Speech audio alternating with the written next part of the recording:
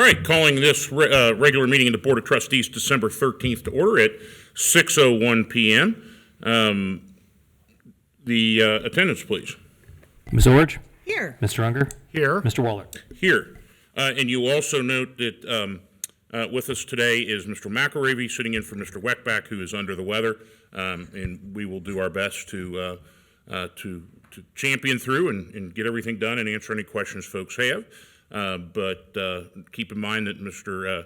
McElravy's only been assistant now for 14 days, and we have Ms. Mays here as well. So is there a need, Mr. McElravy, for an executive session? If so, under what auspices?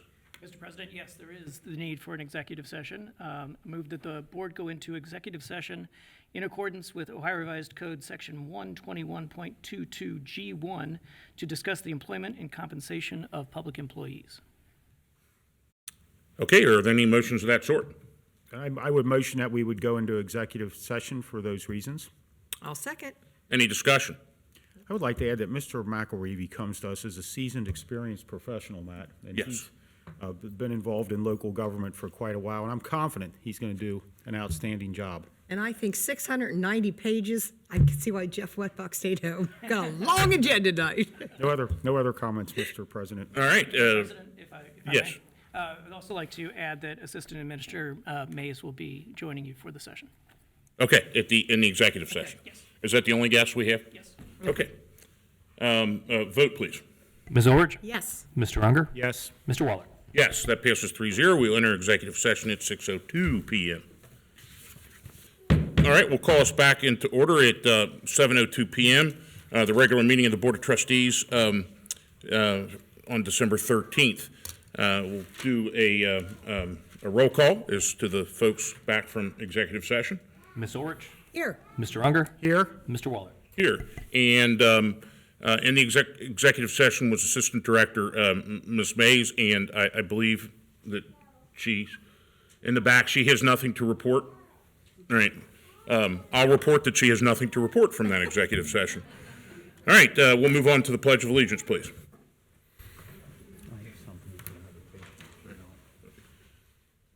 I pledge allegiance to the flag of the United States of America and to the republic for which it stands, one nation, under God, indivisible, with liberty and justice for all. And this evening for the meditation, Mr. Unger has asked to say a few words for our meditation. Thank you. We had a long-time, a very involved citizen in the community that used to come to our meetings. He used to come to school board meetings, and that would be Jim Acton. And Jim passed away recently, and may God have mercy on his soul as much as all of ours. And we also had a long-time Colerain employee, Jerry Quinn, who's passed away recently. So I would ask for a moment of silence for both of them.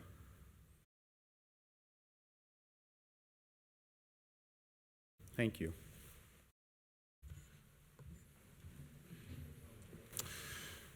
All right, thank you. You will notice Mr. Weckback is not with us this evening. He is ill, and I'm sure watching this from home because there's no medicine like watching a trustee meeting on cable TV. No offense, Dana. So, yeah, no offense. So, hello to Mr. Weckback. So, Mr. McElravy is with us, Ms. Mays is with us, and we will, Mr. McElravy and Ms. Mays have been on the job as assistant administrators now for 14 days, so there may be some items that we will have to get back to you on if we don't have specific data or detail on that. All right. You have been provided with the minutes from the November meeting. I motion that we would approve the minutes from the November 15th trustee meeting. I'll second. All right, are there any questions, concerns, or comments with regard to those minutes? I sent 2 typos and a comma that we have yet to argue about. We can continue that conversation. Okay, other than that, I'm fine with the minutes. All right, No other comments. all right. Ms. Orge? Yes. Mr. Unger? Yes. Mr. Waller? Yes, those passed 3-0. All right, we have a public hearing on demolition 4519 Pool Road. And I do notice that we have in the citizen address, we have an individual from Pool Road that wants to speak. Is Ms. Emmons here? Do we- Okay, so you want to speak on the public hearing, not during the open, you want to speak next during the public hearing, I assume? She's the one who wants to speak during the. Okay, so we'll have a motion to open up the public hearing. I will second it.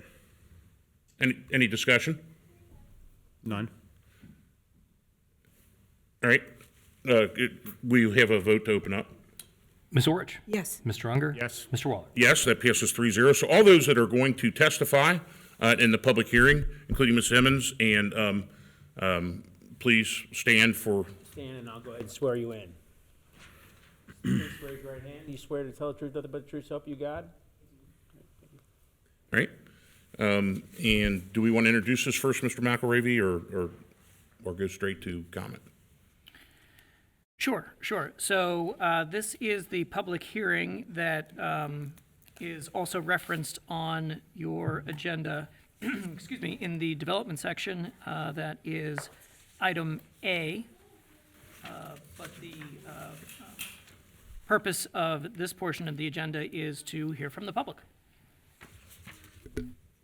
All right, is it, am I pronouncing it correctly? Is it Emmons? Yes. Okay, come on up to the mic here, and, We do also, one of the person, the homeowner, he just arrived, so I'll bring his form up to. okay, I think we need to have him stand and swear him in as well. Does he intend to talk? Okay, let's go ahead and swear him in, just Sir, in you case. please raise your right hand. You swear to tell the truth, nothing but the truth, so help you God? Okay. Is that a yes? Yes. Okay, Okay, so recently Enrique received a letter, I think it was October 20th, it was mailed out, saying that his property at 4519 Pool Road was scheduled to be demolished. That was the result of a trustee meeting in September. It appears to be more a matter of miscommunication back and forth than anything. I've been contracted by Mr. Dominguez since December of last year to work on the property. It takes some time, and you guys know what the pandemic has done to the construction industry. So we got design done as of late March and needed to contact somebody about a septic system design. I quickly found that out of the 3 people approved by the Hamilton County Health Department, 2 weren't answering their phone, and the 3rd said, well, I'll do it, and it might be 4 months or longer. So that was at the end of March. It turned out to be a bit longer than 4 months. And so as of early October, the designer of the system went ahead and submitted for approval of the septic system, and unfortunately, we couldn't move forward until we had that in hand. But the design has been done since March, and at that point, we also filed for a zoning certificate with the township, which had been approved since then. And if it's a matter of proving that there's real progress being made, the only thing holding this up has been just the difficulties of finding people to get things done, and in this case, it was my schedule plus the septic system designer. At this point, we have an application in with Hamilton County for the building permit as well. We've gone back for a revision to the zoning certificate that got filed very recently because we decided to add one more thing to the property, which was a roof over an existing patio. I did talk to Jared Alig. He didn't seem to think that that was any issue. It didn't really change anything in terms of setbacks or interfere with the septic system. We have a couple of minor things I need to clarify for the septic, well, for the health department. Those changes have all been done. Basically, we're waiting for the zoning department to get it back so I can take it to the county because they won't really look at it until I have that in hand. So that's where we are. okay, I don't know, Mr. McElravy, have you spoken to Mr. Miller at our? Yes. Okay, and when was the last time you've spoken to him with regards to this updated plan? It's been within the last 2 or 3 weeks because he called to be sure that somebody was going to be at the meeting, and I was also checking in with him to be sure that they understood that, you know, this wasn't a matter of somebody being neglectful of the property. It was a matter of dealing with some delays that are unusual in the construction industry right now, but it's just kind of where we're at. Okay, Was the septic system defective? Because you only owned the property for a short while, correct? No, he just buys the property, but Please speak in the mic so they can hear us on TV. I'm sorry. That's all right, thanks. Yeah, just about the property, but the property caught on fire, so I think it was some problem with the septic, but with the new updates, we just want to build a new septic, which is already approved from the whole department Okay. and the zoning. I'm just wondering why you need an approval, because are you looking to expand to making a larger house, so you need a Yes. large, okay, so it And was, the existing septic system, when Enrique bought it, that system had already been inspected and condemned. So the person that we hired to do the new system had already designed a system for a Okay. two-bedroom house, which is why we worked with. so you him need a instead of larger getting- tank, so you need a new Exactly. system. Okay, I understand now. Any questions? Did you, Are we allowed to have this discussion during the public hearing? Or is this, okay, so I drove by, it's the I'm house sorry, that- Mr. Unger, I didn't mean to, I just got a text from somebody that says they cannot hear the meeting. I was gonna say, her microphone, you need to get it Okay. down a little bit. All right, I'm sorry, go ahead. Okay, And, She's looking into it. all right, they're looking into it. okay, so there's a burned house on the site, if it's the one I'm thinking of, and is there a plan to wreck that and start all over, or? No, we are actually going to make use of what's there. Now, obviously, there's a lot of it that's damaged, but the exterior walls that are still standing are sound. It's brick on masonry. Right. and Right, it's the house I'm roof is thinking of. gone. So we're adding a second floor, and so it's going from a two-bedroom to a four-bedroom Okay. house. Is the site secured, so, with the orange construction fence around it, so nobody can get in and invade the it's not. property? Okay, is that something? I mean, I don't know if that's code or not, but I mean, is it an unsafe site if, Well, the handy thing with that site is whatever's there is stable. All the damaged parts of the roof have already been pulled down. There is no basement to the property. It's a slab on grade, so there's nothing to fall into. and what's your timeline at this point for getting something done with it? We is waiting on zoning, the last part of zoning and Hamilton department to approve everything, and we. So once it's approved, how long after you get your approvals would it take you to get the property back into use? I mean, next year depends on the weather, Sure. It's gonna be winter time, so I don't know how it's gonna be the weather, but as soon as start, good, everything's, we're gonna work as hard as we can. So weather dependent, would you be financially and everything else ready to start on it by March 1st? So do you have your plans, with you today, so you can see the plans and the septic, and to show the dates that they actually have approval stamps on them? So they have been working on this without our knowledge. I just thought it was a vacant. Well, our zoning department might know, we just wouldn't know. Well, I went there. Foundation work on this, which is part of why we're working with the existing structure. That does give him an advantage in that pouring a foundation in winter. Right. Right. I can see that you have plans. Okay, so Okay.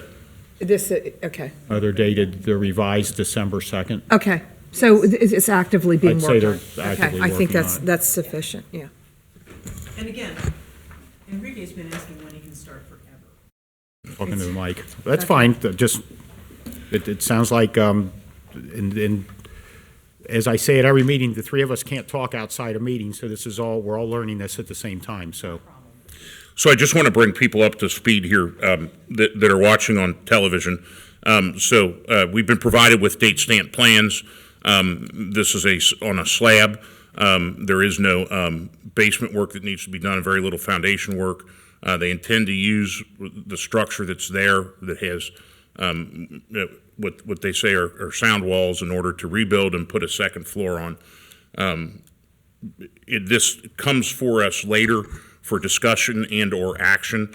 I would say in the past, what we've done, and I'm kind of leaning towards that doing it again, is probably tabling any action until the next meeting and making sure that we have a clear set of a clear timeline that's been communicated to Mr. Miller, that on when the goals are to get the rest of this done, and that may have already been. It sounds like you've been in discussion quite a bit. That just information hasn't gotten to us, but that decision or vote will come later in the meeting during the business portion. This is the public hearing portion. Are there any other comments with regard to the public hearing? So you're saying the January 10th meeting, they would have reported back to our zoning department by then with an update on how the project's coming along? Yeah, I think that it's been, I think this board's experience on these that are up for demolition is the more you communicate with Mr. Miller in the township, the better off it is, because we have a clear idea where it's going. And there are times that, hey, it just rained for 17 straight days. We couldn't do any work.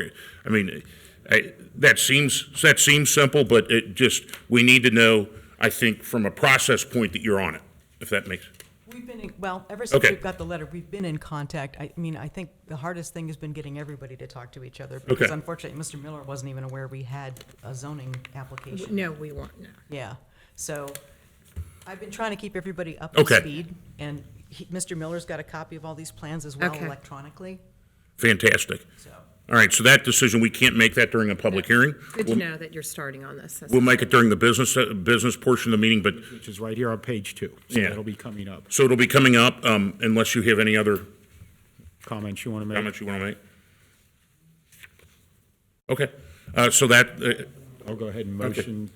are there any other citizens wishing to comment on this public hearing? All right, I'll go ahead and motion that we close the, excuse me, I motion that we close the public hearing on 4519 Pool Road. I'll second. Mr. Baker? Ms. Orich? Yes. Mr. Unger? Yes. Mr. Waller? Yes, that passes 3-0, so that hearing is closed. And that will come later on in the meeting where we have a vote on it. And I thank you both for coming out and explaining the situation today. Thank you so much. I appreciate it. Thank you. All right, we have a couple presentations here. The first is a letter of recognition.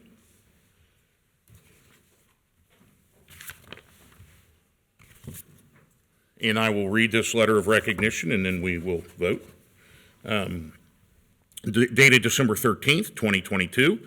Eagle Scout Robert Eugene Harris, Boy Scout Troop 188 of the Germania Society. Dear Eagle Scout Harris, the Colerain Township Board of Trustees is honored to congratulate you for achieving the rank of Eagle Scout in the Boy Scouts of America. This is a very significant accomplishment and an honor attained by only a select few. In earning your Eagle Scout badge, you have demonstrated outstanding qualities of leadership and dedication. You've earned the respect and admiration of your family, friends, and community. The experience, knowledge, and discipline you've acquired will be of immeasurable benefit to you in the years to come. We're proud to have you as a member of our community. Your accomplishment proves that you possess the values and integrity to be a future leader, and that you will be successful in the path that you choose. Best wishes, the Colerain Township Board of Trustees, is how it reads. Are there any motions at this time? I would motion that we approve the letter as read by President Waller. I will second. All right, comments? What the public isn't seeing, he is was grinning from ear to ear. He is so happy back there. It's so cute I to would see his ask that smile. after the vote, maybe he'd come up and introduce his guest Yeah. and Sure. tell what it was like. No comments other than that. Yeah, and I will just add my congratulations to it and thank you for all your hard work and dedication. And, that is, it says, will be an effective leader. I would argue you're already an effective leader based upon the rank you've attained. So we will go for a vote, and then we'll do some, you can introduce who you brought with you today, and we could recognize you. Mr. Baker? Ms. Orich? Yes. Mr. Unger? Yes. Mr. Waller? Yes, that passes 3-0.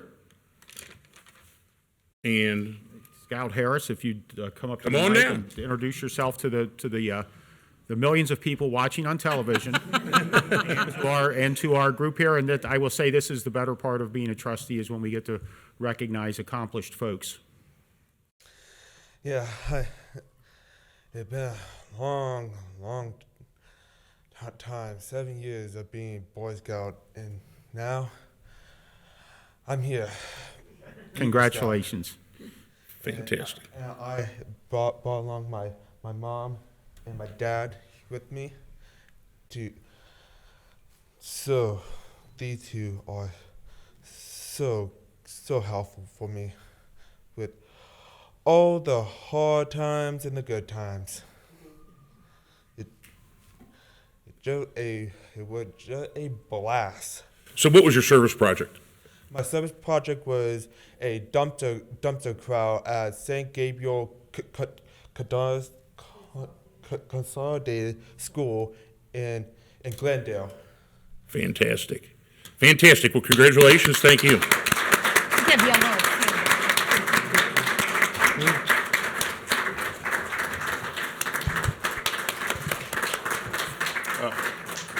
And I know that you were very punctual in getting this done, and you didn't drive your parents up the wall pushing you to get it done before your birthday. I'm an Eagle dad myself, and I've seen what kind of challenges it is to get the guys over the finish line, so congratulations to you. Would you like to get a group picture? All right.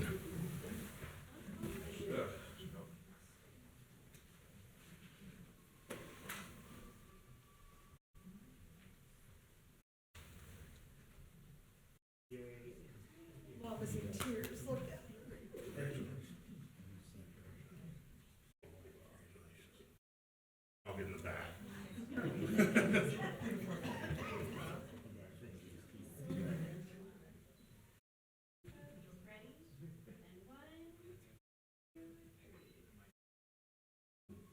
Awesome. Great work. Great work.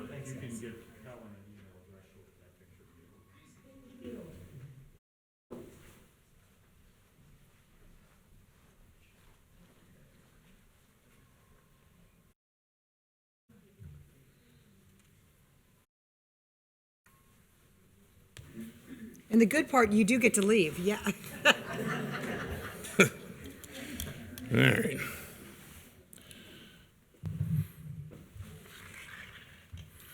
Okay, we have item B is another presentation by Chief Walls to Eric Reifenberger. I finally got it after 3.5 years. I practice all day for the cans to care. Chief, take it away. Thank you. Good evening, board, and everyone here in attendance. So we're here for the third year now. So last year, I challenged Eric to achieve greater than what he did the first year, and he did. And I challenged him again to achieve even greater than what he did last year. And I have a suspicion that he may have more than overachieved. And so I'm going to turn this over to him. And let me say, though, that Eric Reifenberger is a township resident, a graduate of the Citizens Fire Academy, and I know that this is something that is very near and dear to him, having been a burn victim himself. Eric? Thank you, Mr. Walls. Yes, the first year that Cans to Care was created was the latter half of 2020, and we raised $268 in a couple months worth of time. So once it was on the ground and running, went for one entire year of gathering primarily aluminum cans and other aluminum items. The grand total for 2021 was $1,021.68, which the local fire department union put a match to that made it into $1,500 even. So as this year began, it was the same thing to try to beat the previous year's total. We did top $1,021.68. We did not meet $1,500. We passed it.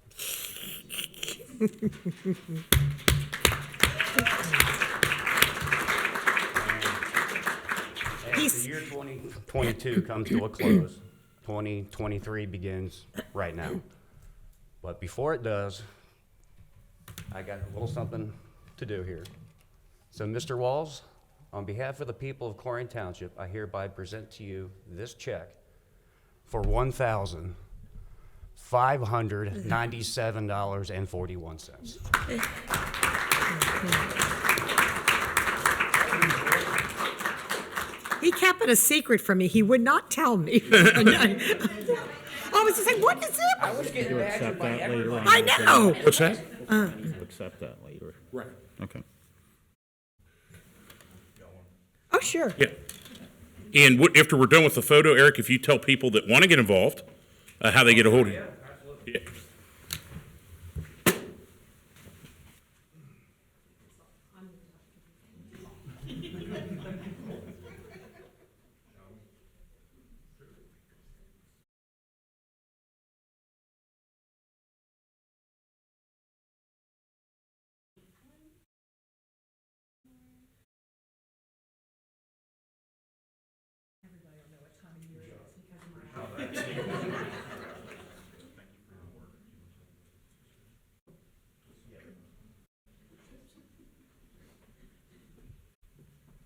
Yes, this check presented today and donated to the Colerain Township Fire Department will go to Shriners Burn Hospital.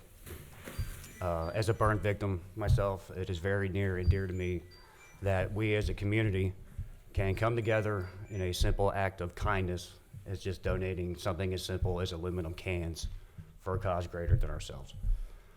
So, yeah, if anybody would like to join up with the program, it is totally free.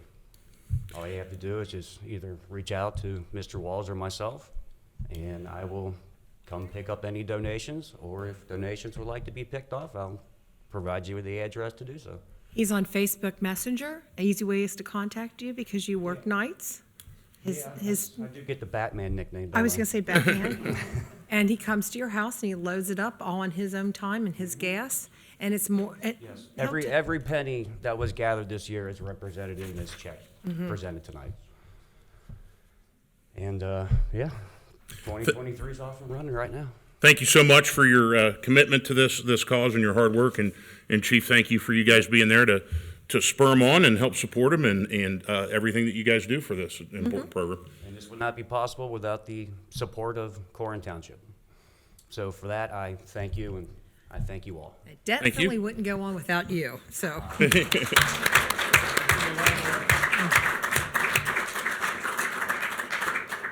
All right, we have item C is another presentation by Chief Walls, which is kind of an interesting title here, Citizen Lifesaving Award to Linda Witt.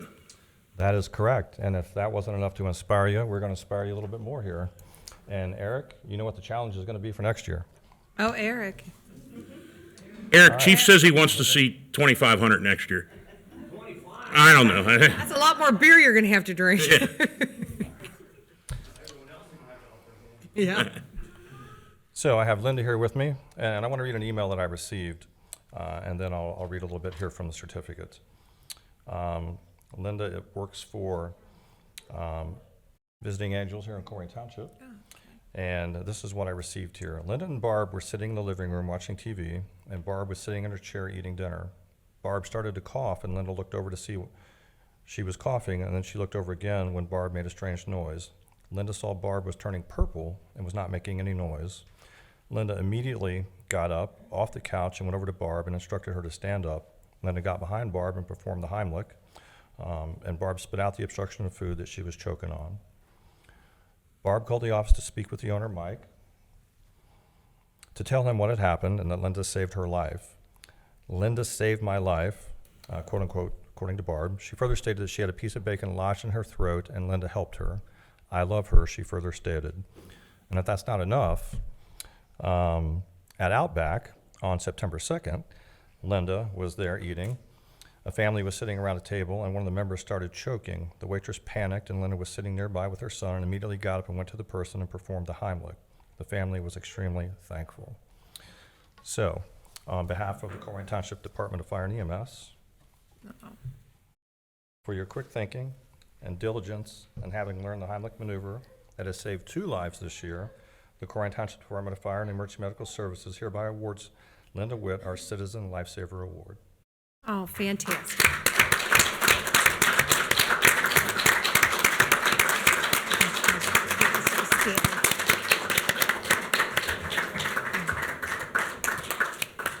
All I have to say is that I would hope anybody would do the same if they seen somebody struggling and needed help.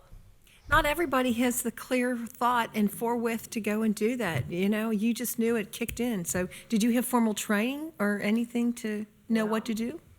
I have training, but I've been around sick people. Okay. And people that needed help, and so I knew what to do. Good. More people like you need to. Thank you, and God bless you so much. Picture? Yes. Well, we're getting our exercise today.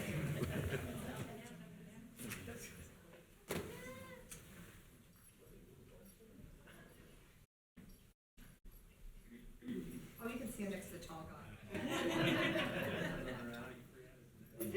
How between tall guy, tall guy, tall guy.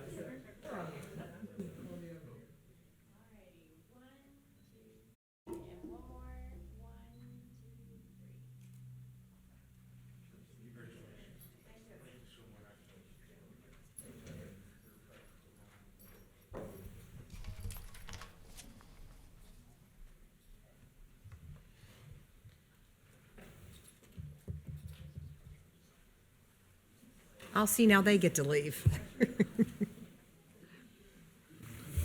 And Chief, I'll put in a plug here. It seems to me I passed one of your stations recently, and out on the marquee, it was learn CPR through the fire department. So that's instruction that you guys do provide to citizens. That is correct. Yep. And thank you. Thanks, Chief. All right. Next, we have citizens' address. Ms. Emmons was for the hearing, so do you want to speak again, or you're good? Yeah, yep, we'll get your stuff. Mr. McVeigh, first. And then we have one speaker after Mr. McVeigh. Good evening, sir. Hey, thank you, Board. Several weeks ago, I stood in front of the Board and I talked about my observation around some of the fire service that we've been offering.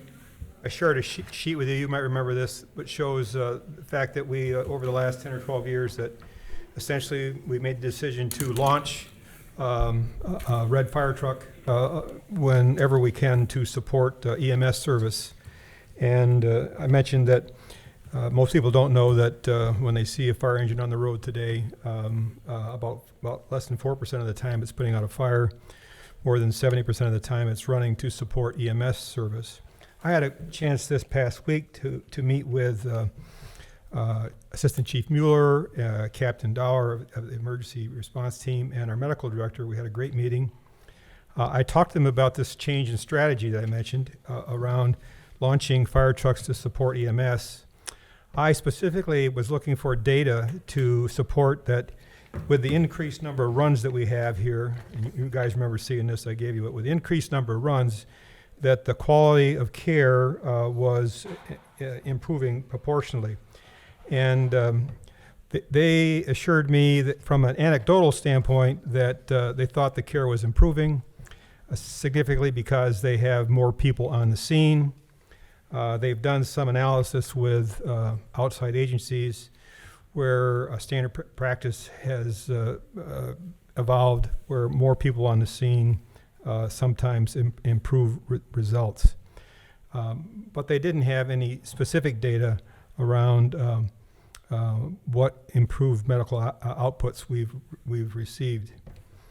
I asked why we have fire trucks on the scene rather than just launching another support vehicle.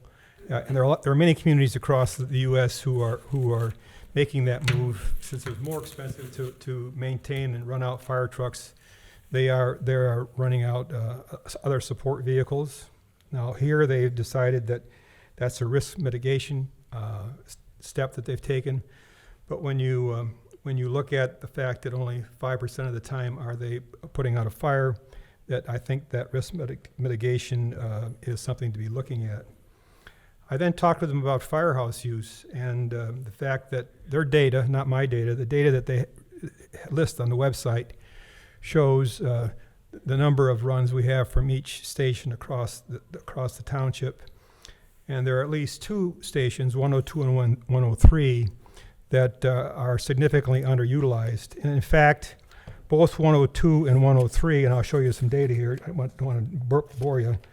This is from the township website, and the blue bars you can see here, even from the distance, are there a number of runs that leave there for medical services each year. And you can see that there are at least 2 years where 103 made no medical runs and 102 made none in 2016 and very few in 18, 19, and 20.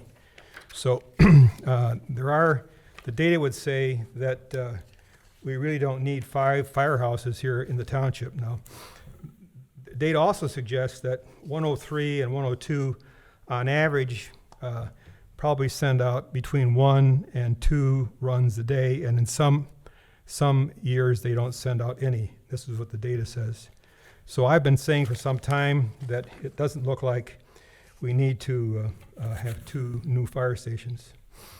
I then asked what justification we had for the size of these fire stations.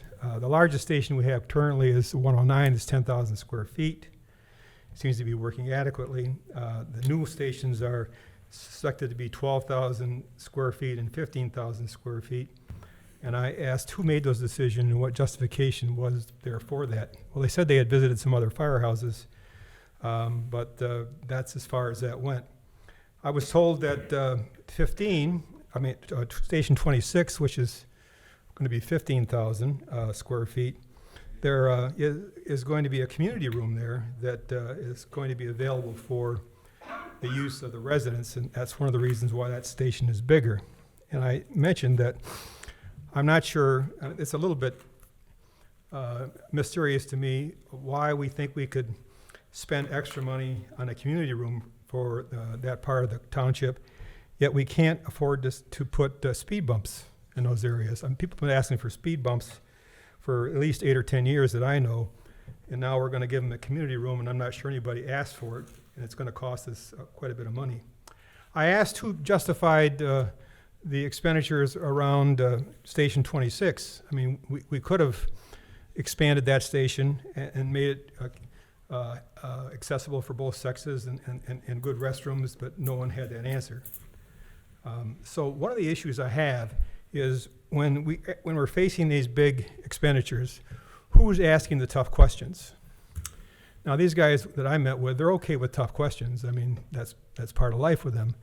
But we have significant Mr. McVeigh, we're at the 5-minute mark. Do you need additional time? I could take a couple more minutes if you let me. All right, so I'll motion to provide 2 additional minutes for Mr. McVeigh. I'll second it.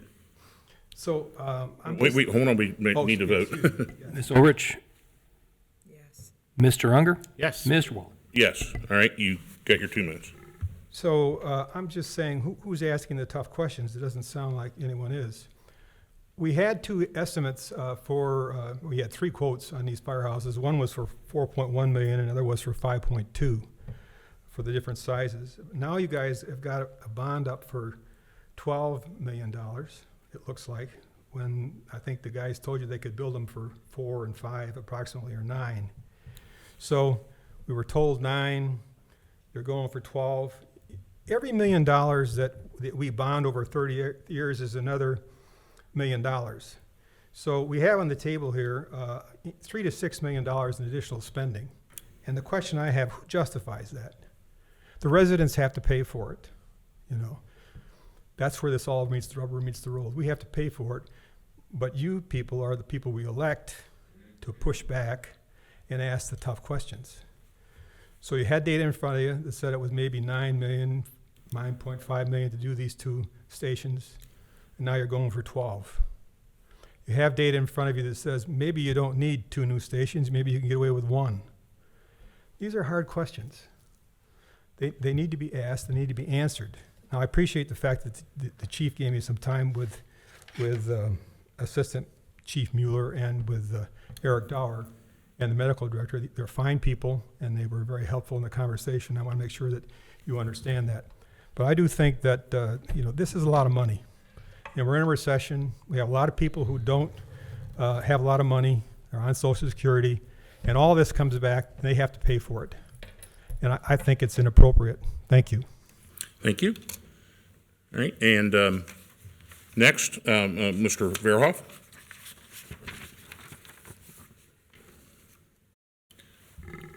Good evening, sir. I appreciate the opportunity to be able to address you. Thank you. This is obviously not anywhere near as large as the amount of money that we're talking about for the fire stations, but it's another question of appropriate use of funds and questions of liberty. Men far wiser than I have warned us that have warned us that if we give up our liberty for a little bit of safety, we're going to end up losing both. And this is in regards to the flock camera system that I understand that the township is thinking about implementing. I would go so far as to say that it's kind of ironic, and I would almost go so far as to say Orwellian, that they've used this term flock, because I don't think the Good Shepherd's going to be watching over us, okay? We do not need a security system that is going to be watching the citizens. It's not going to enhance the safety of the community, and it will undermine our security, or our liberty. It's not that I don't trust you folks, but people here are experts in history. They're experts in China. and they understand what's happening in China right now. And I don't live in China by choice. I would prefer to live in a nation that's still focused on liberty. At least that was my understanding of why this nation was founded. And I would appreciate if the township would save us a little money and protect our liberty. Thank you. Thank you, sir. I have no other, are there any more outside, any more forms for citizen address? Okay. While he's checking, to respond to that, the flock system is going to be discussed this evening. I would say that many of us up here share the same concerns with the flock system. With regard to the, Mr. McVeigh made a lot of points. I think his big question was the 9 million versus 12 million, and the 9 million is from the builder manager, right? And the additional 3 million comes in. Do you have those numbers?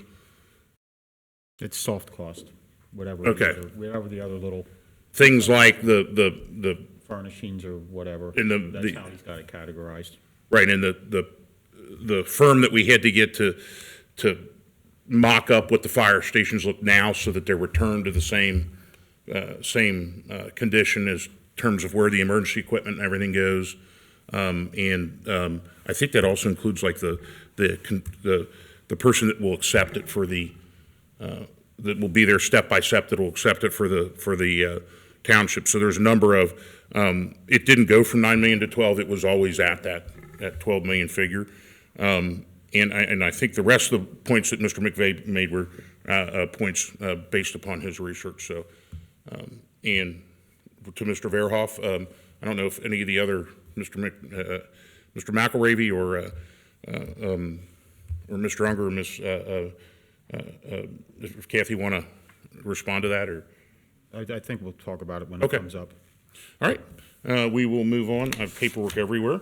And go to administrative reports, please. Very good, thank you, Board. Our first administrative report is going to come from Chief Walls.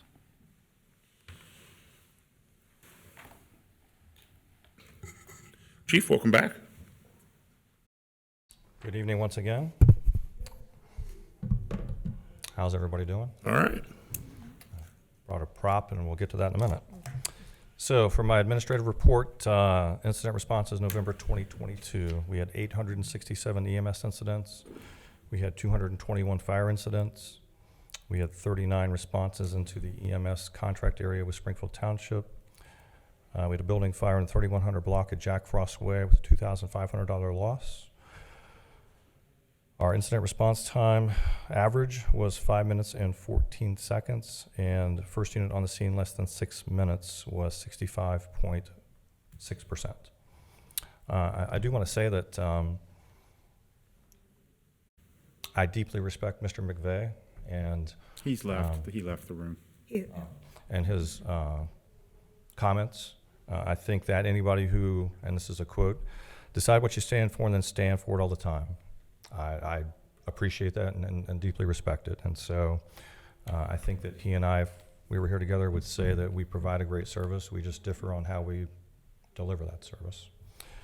As far as my little prop, so I was sitting at my normal place a couple weeks ago, and they handed these out, and they challenged us to measure our life, or how do we measure our life?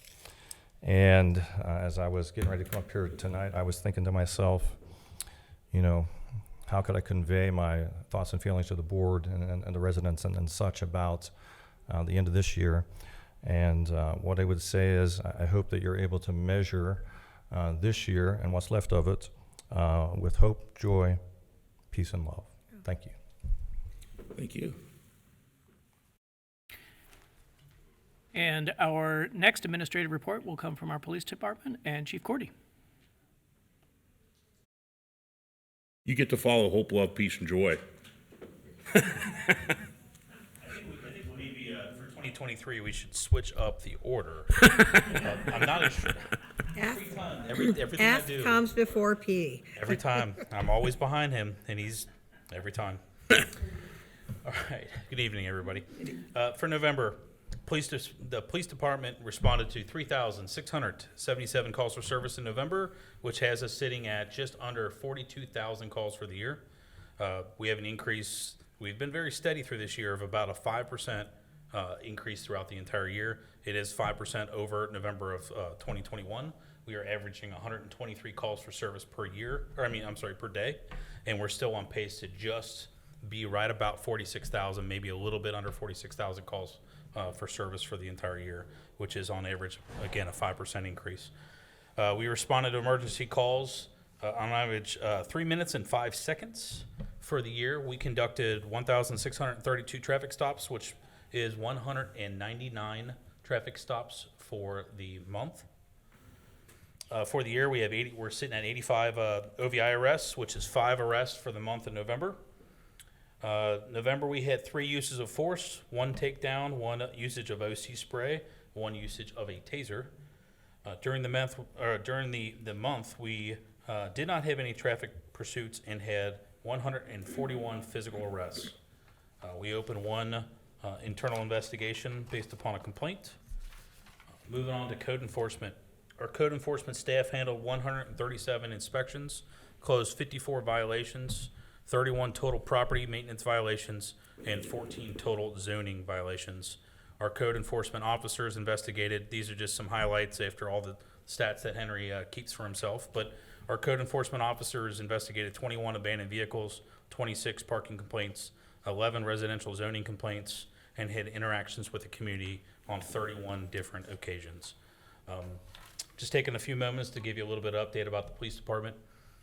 Last Tuesday, December 6th, 2022, we conducted our annual Shop with a Cop event, always at Meyer. It's a great time. This is the 5th year that we've had this program up and running. This year with local sponsors, we were able to help out 27 kids. Always a great time, and it's a great feeling when you're doing that. So last Thursday, December 8th, we had our annual police department awards program. I gave out 35 chief commendations for recognition of our officers and their incredible work. We acknowledged our officers' anniversaries. We had 2 major anniversaries this year that are first for us as a department. Nancy Spears hit 35 years of service for the police department. And Steve, I know you're watching. Hi, Steve. Steve hit 30 years as the first full-time police officer ever to hit 30 years for our department. So good for you, Steve. Our department moved on, and we selected a Officer of the Year, Support Staff Member of the Year, and Supervisor of the Year. This is something that it's fairly new to our department, that this is only the 2nd time we've done this. This year we did a little bit different. We let our supervisory group nominate some folks, and then we let them vote. So give you a little update of who the winners were, right? Support Staff Member of the Year, Nancy Spears. Nancy Spears won that one. Officer of the Year, Brian Huntington. Supervisor of the Year, Sergeant Jake McElvogue. And lastly, just a little moment of pride here for myself and Lieutenant Dean Dorfline. We are currently attending advanced leadership courses through the FBI. We will receive our FBI LEADA Leadership Trilogy Award this week. This trilogy course is considered one of the top courses provided throughout the country as it relates to law enforcement executive leadership courses. Good for you doing Thank that. you. Thank you. Oh, Chief? Sorry, no. Any questions? No. All right, well, I do, so. That's okay. I'm going to be up here with you tonight quite a bit. So Yeah, there you go. Thank you so much. I've seen, it's the one thing that we stressed when you took over is seeing more cars. I see Colerain police wherever I go now. It's amazing how often I see them. I see them patrolling, even side streets, and it's, I think being out there makes a big difference. How are we doing? I noticed we have 2 officers is it 2 that we're hiring tonight? we had 2 on the agenda. We actually had 3 on the agenda, but we did lose 1 from the agenda, and it was just simply because family decisions. Okay. So he's from up north and wasn't going to be able to commit to the drive. Okay, so as far as recruitment and keeping officers here, we're trending upwards. I mean, Okay. a couple of months Good. ago we had this conversation. We were Yep. We're massively down. Currently sitting right now, before this consent goes through, counting these, would be 55. Okay, and the other thing I know that we talked about, and this was kind of after we get things a little bit more stabilized, is, and I know that this is something you had planned to, and I just want to confirm, working with officers to have individual career plans. We know from the data that that's a great way to keep people here in Colerain as opposed to going elsewhere, and that's something that we plan on going forward to as well, right? Absolutely. I mean, this is kind of a no-brainer and an easy win for us. I mean, what better way to be able to help develop their career path and talk to our people, meet with everybody, figure out what the interests them, and guide their training towards those goals. So absolutely. I think the change from 2 months ago when I thought that, are we going to be able to fill police stations here, has gone completely, it's flipped. And I'm so thankful for your leadership and those that, Lieutenant Dorfline and others, I think you guys are doing a fantastic job, and, just keep this going so that everywhere in the country, crime stats are going up. It's an epidemic in this country. We're not going to have it here. It's police, fire EMS, and roads are the three biggest things that we can do up here in making sure that people are safe. And we're not going to have the crime that we see on a continual basis. We're just going to do whatever we can to limit that. And I appreciate that so much. Thank you. Well, thank you, and thank you for the support that I've received from the board. I just want to ask, if he's seeing him in all these neighborhoods, are there lights on following you in these neighborhoods? Yeah, but I figure that, I'm just double checking if you're seeing them on. Yeah, they're wherever I go. There's 2 or 3 of them following me, yeah. I mean, to speak on that, our officers are doing great. We're looking at where the trends are, and we're looking at the different areas that we really need to focus on, and we're getting back to having some fun again. Do you feel that you're getting help from the city? I mean, we're getting help. We have a great partnership with everybody. We had the troopers helping us with a crash just today. Hamilton County's handling a major crash that happened in Harrison and Springdale today for us. I mean, So down at the bottom, which isn't obviously Colerain, at Old Colerain, where the what's that, St. Anthony's? Is that what that is? At the St. Anthony's Friary. Yeah, on Colerain towards the bottom. Is that the? Towards, up the hill on Mount Airy, yeah. Yeah. 3 times in the past 2 weeks, I've seen a Cincinnati police officer run a radar there. And, a lot of people that come into Colerain speeding are starting from that point. And I'm glad that we're getting some assistance and slowing them down before they even get to us. It's become a huge issue, people just driving like they want to. We see it. Yeah, we had a conversation just Thursday at our staff meeting where we talked directly about Lower Colerain, trying to enforce some speed and things like that, to the point that one of our supervisors, Sergeant Samantha Carter, made it a challenge to our employees and said, whoever gets the highest, you're going to buy, I got dinner. Oh, And good. Good. We had a 78 mile an hour. Wow. So And that wasn't you, right? No, that may have been 18-year-old me that complained when police gave tickets, and 53-year-old me when I opened the paper and see pedestrians getting struck and cars at such high speeds and people dying. It just seems like a waste of human life that we're going through this. And I appreciate the fact that we're making a point to say we're not going to have it. And no, and excuse me, but the whole point is exactly what you're saying, is we're trying to ramp up, and it all comes part of having the officers that we needed to be able to handle the calls for service, and giving us that, as UC would tell you, that the ideal mixture is a third proactive, a third reactive, and a third administrative. We need to get to that point where we can be not just reactive and get to the proactive work. So hiring these officers, getting them on board, getting them trained, and getting them to where we need to, it's just part of the puzzle and the next steps. So I warn you, our next discussion then is going to be how to triage and maybe reduce some of these calls. Because, there's supply and demand, and we need to reduce the supply somehow. I can understand that, and I can appreciate that comment, but it all comes down to is some people say some of these things that we respond to are not calls for service or should not be police calls. Anytime somebody calls us, it's a police call. There might be something like, hey, there's somebody walking down the road, or hey, there's a animal that's loose, or there's a massive crash. There's some of those things that we're never going to be able to stop. We just have to be prepared. It's just like we have firehouses in these different strategic locations to be able to respond to what's going on. We have to be prepared. We have to be ready and ready to go. And I think proactive policing will reduce these too. So absolutely, yeah, they go hand in hand. Yeah. Just a shout out to the open house.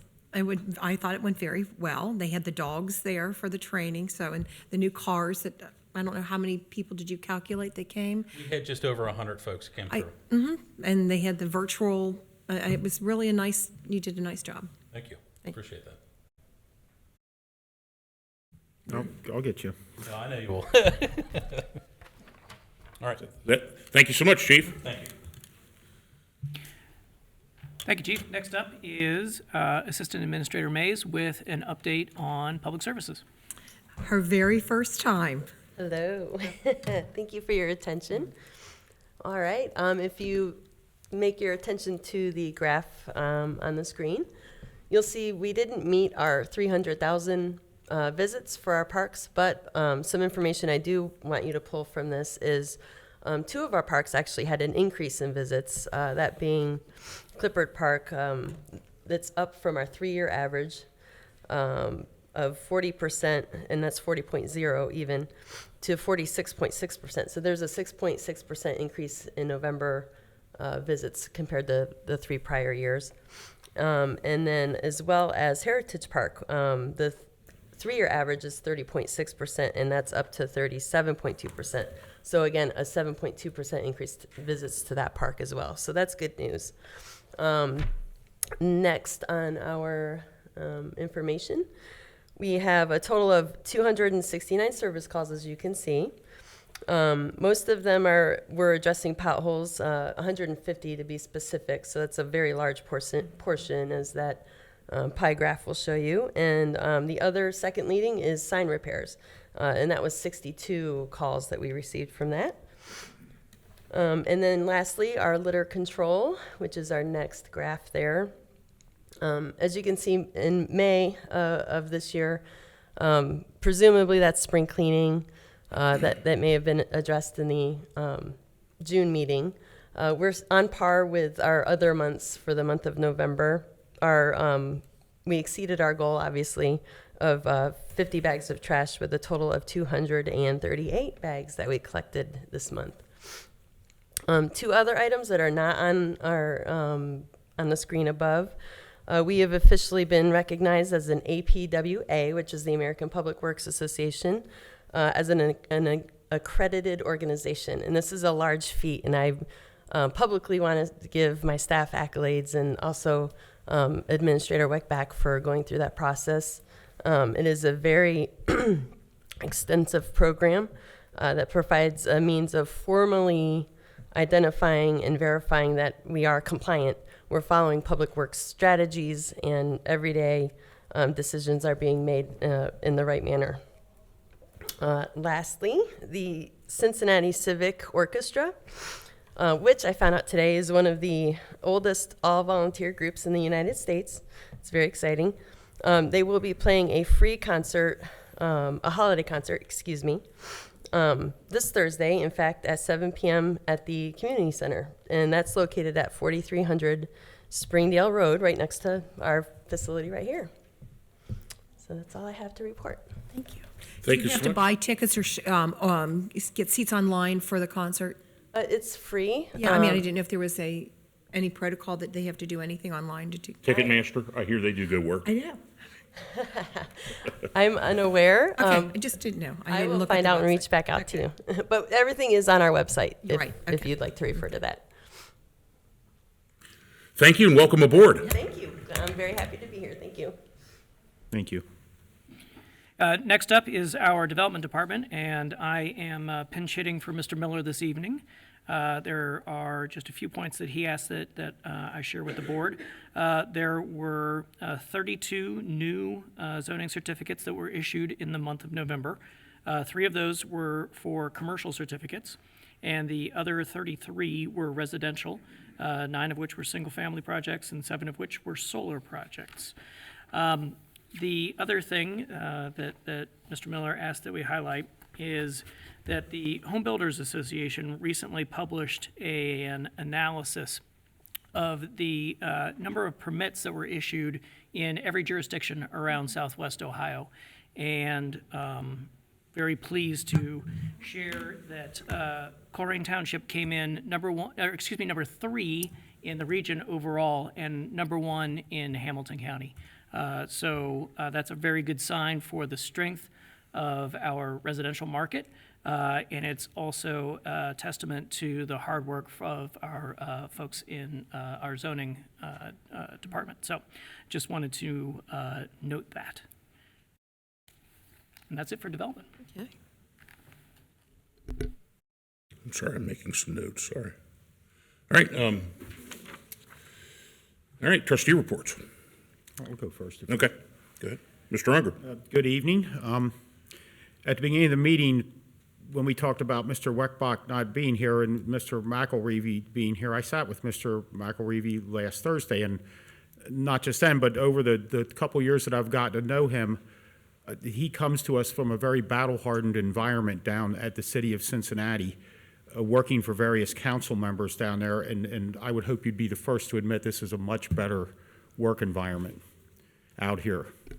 Yes, sir. Much healthier. Much better quality. Because you don't have to deal, the people you have to deal with are sitting right here, and there's not all these entrenched bureaucracies like there is down at the city. I love our neighbors to the south, but we all choose to live here for a reason. And I'm glad you're here, and congratulations on becoming one of the assistant administrators, and I look forward to great things from you.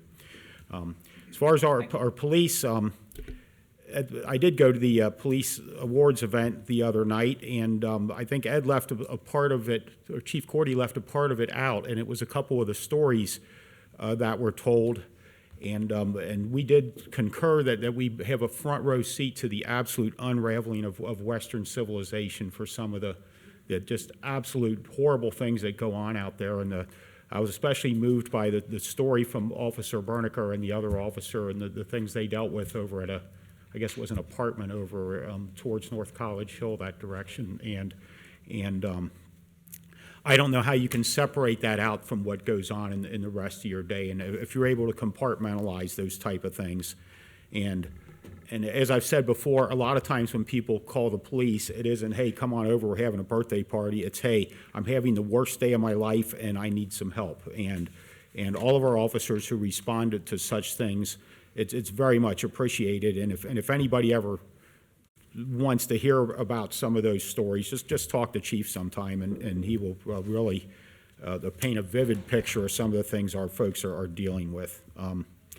The discussion about the fire stations, and we have hard decisions to make. Yes, we made those decisions over the summer over the course of several meetings, and we've landed where we are, and the three of us as a board debated those issues, and we are moving forward with the construction of these stations. There was a comment made about expanding the station on Galbraith Road.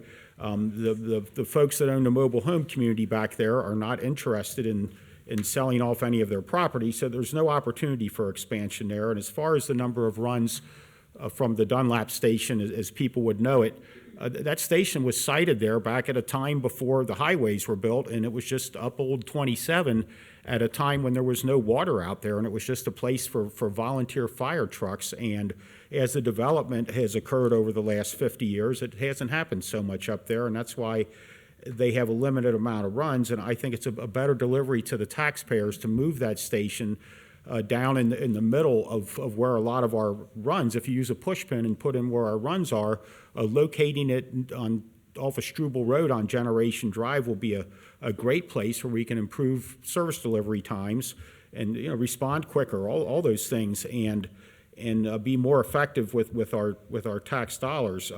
The station's getting a little bigger. Well, at the time Galbraith Road and the Dunlap ones were built, it was predominantly a male enterprise. Most firefighters and emergency medical people were men, and we have to have larger stations to accommodate co-ed stations, and there's just bigger space requirements, and I don't want to come back a few years later and add on to something like what happened at Dunlap 3 or 4 times over the last 70 years, where it gets added on and added on and added on. And I'm not a firefighter, and I don't know how to run a fire department. I expect the chief does know what he's doing, and I'm going to take his consult on it and agree with what he said. There was a comment made about we don't have money for speed bumps. Well, we do. It's in our road contract that'll be released later this evening, and there's a process to get speed bumps, and it's to have a confluence of neighbors come together and contact our public works. There is a process for it, and we're willing to install them, you know, if we decide that's what we want to do. So to say that we wouldn't install them is not accurate.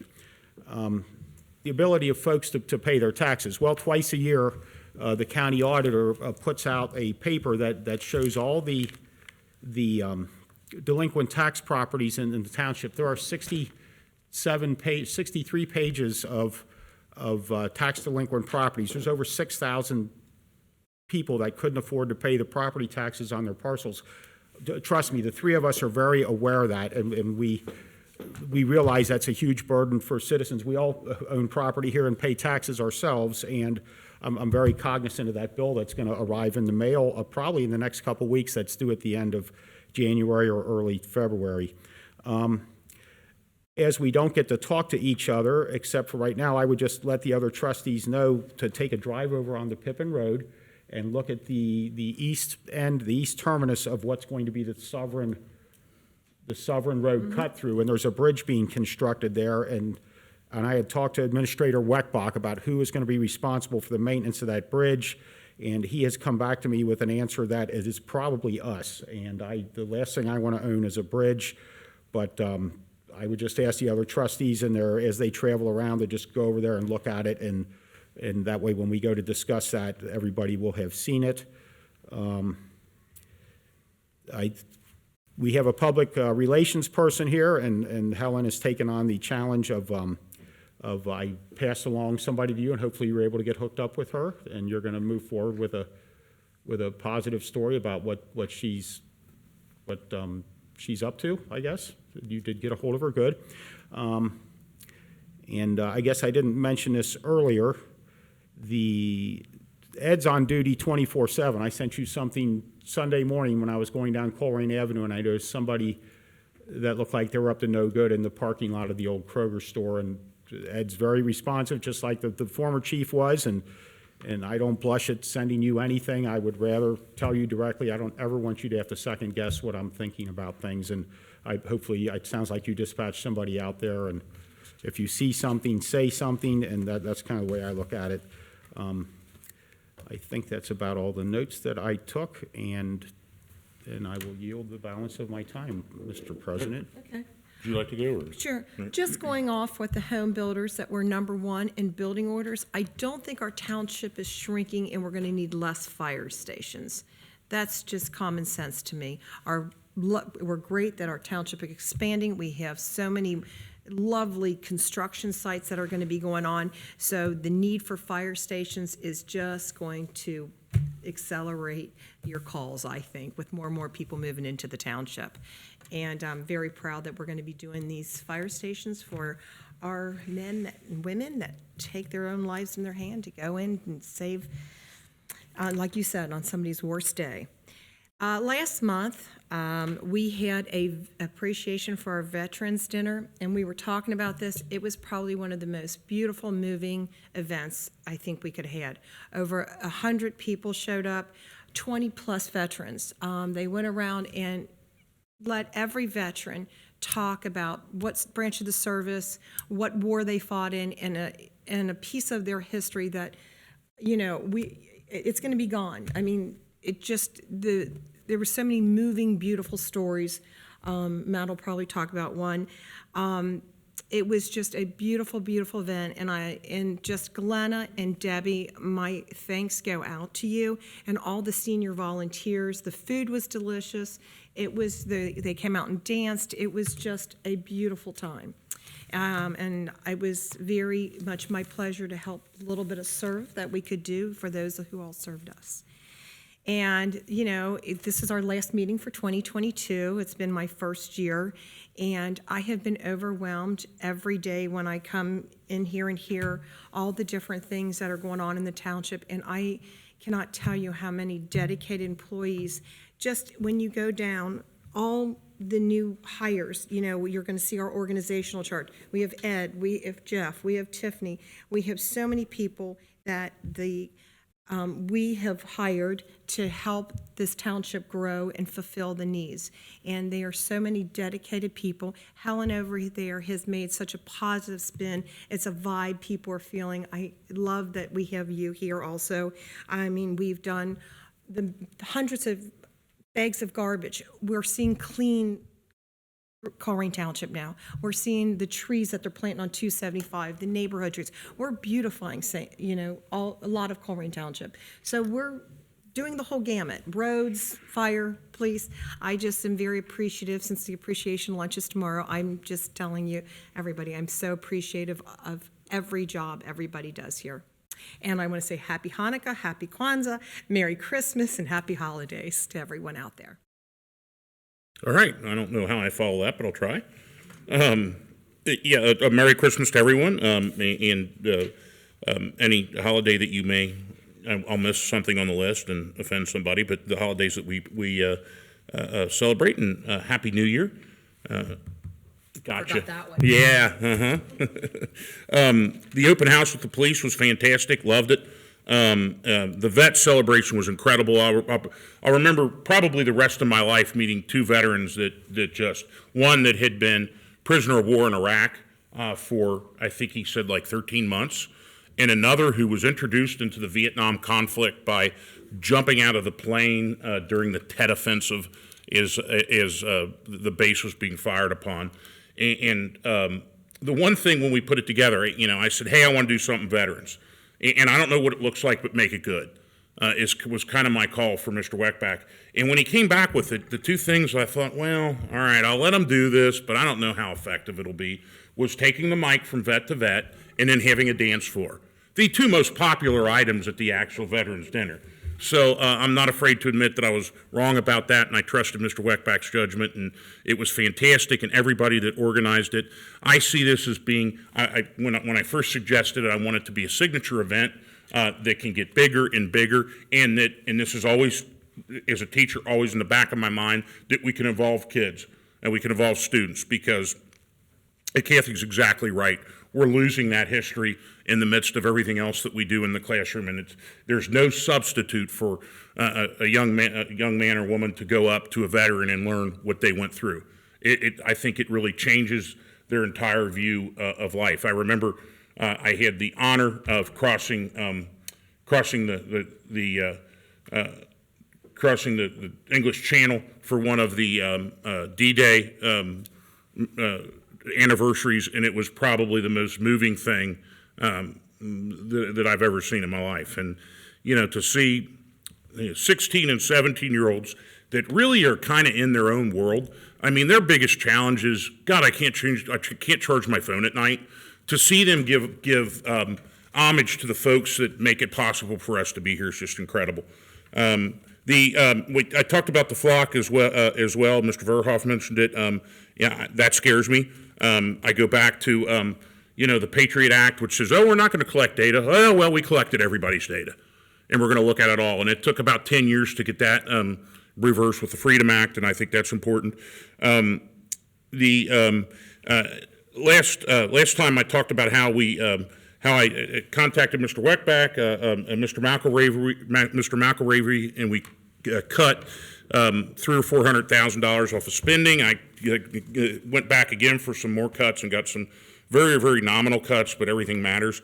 Where I want to go moving forward, and I've talked to Mr. McElravy about this, Mr. Weckbach, is that and this is the first time my fellow trustees are hearing this, I would like to see something codified, maybe in the policy book, where the trustees then have a semi-annual meeting where we look at not the budget for that year, but the long-term budget, where we're going, where we are, and where we've been. And part of this would be, we have, I can't remember the exact figure Mr. McElravy came up with, but we have unspent funds from this year's general fund balance. Use that as seed money to build a capital fund so that we're not borrowing when we need the next police station, fire truck, police cruiser, whatever, to try to wean us off that. I mean, this is, this is something that I think we can attack over a long period of time. To to be, I guess, completely frank about putting it in a policy book, that means if all three of us are not here, the next group of trustees will have to take it out of the policy book. And I think there's political consequences for taking it out of the book. Just saying that, hey, we're keeping our eye on the ball long term. And I think that that's something that's just kind of where it's at. We'll flesh out the idea, and I think that's something probably that will gain enough support.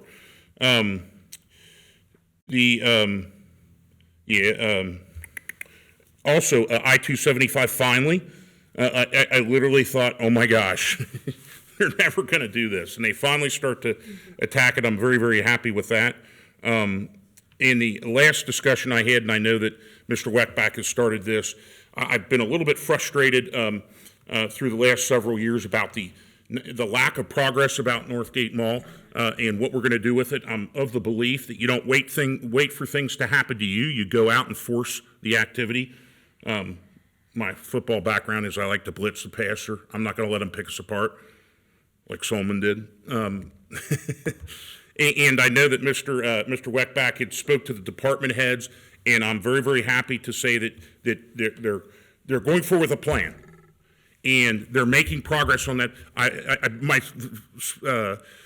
dictum to him was, do something towards the plan every week, no matter what it is. And if the plan needs to change, then change it.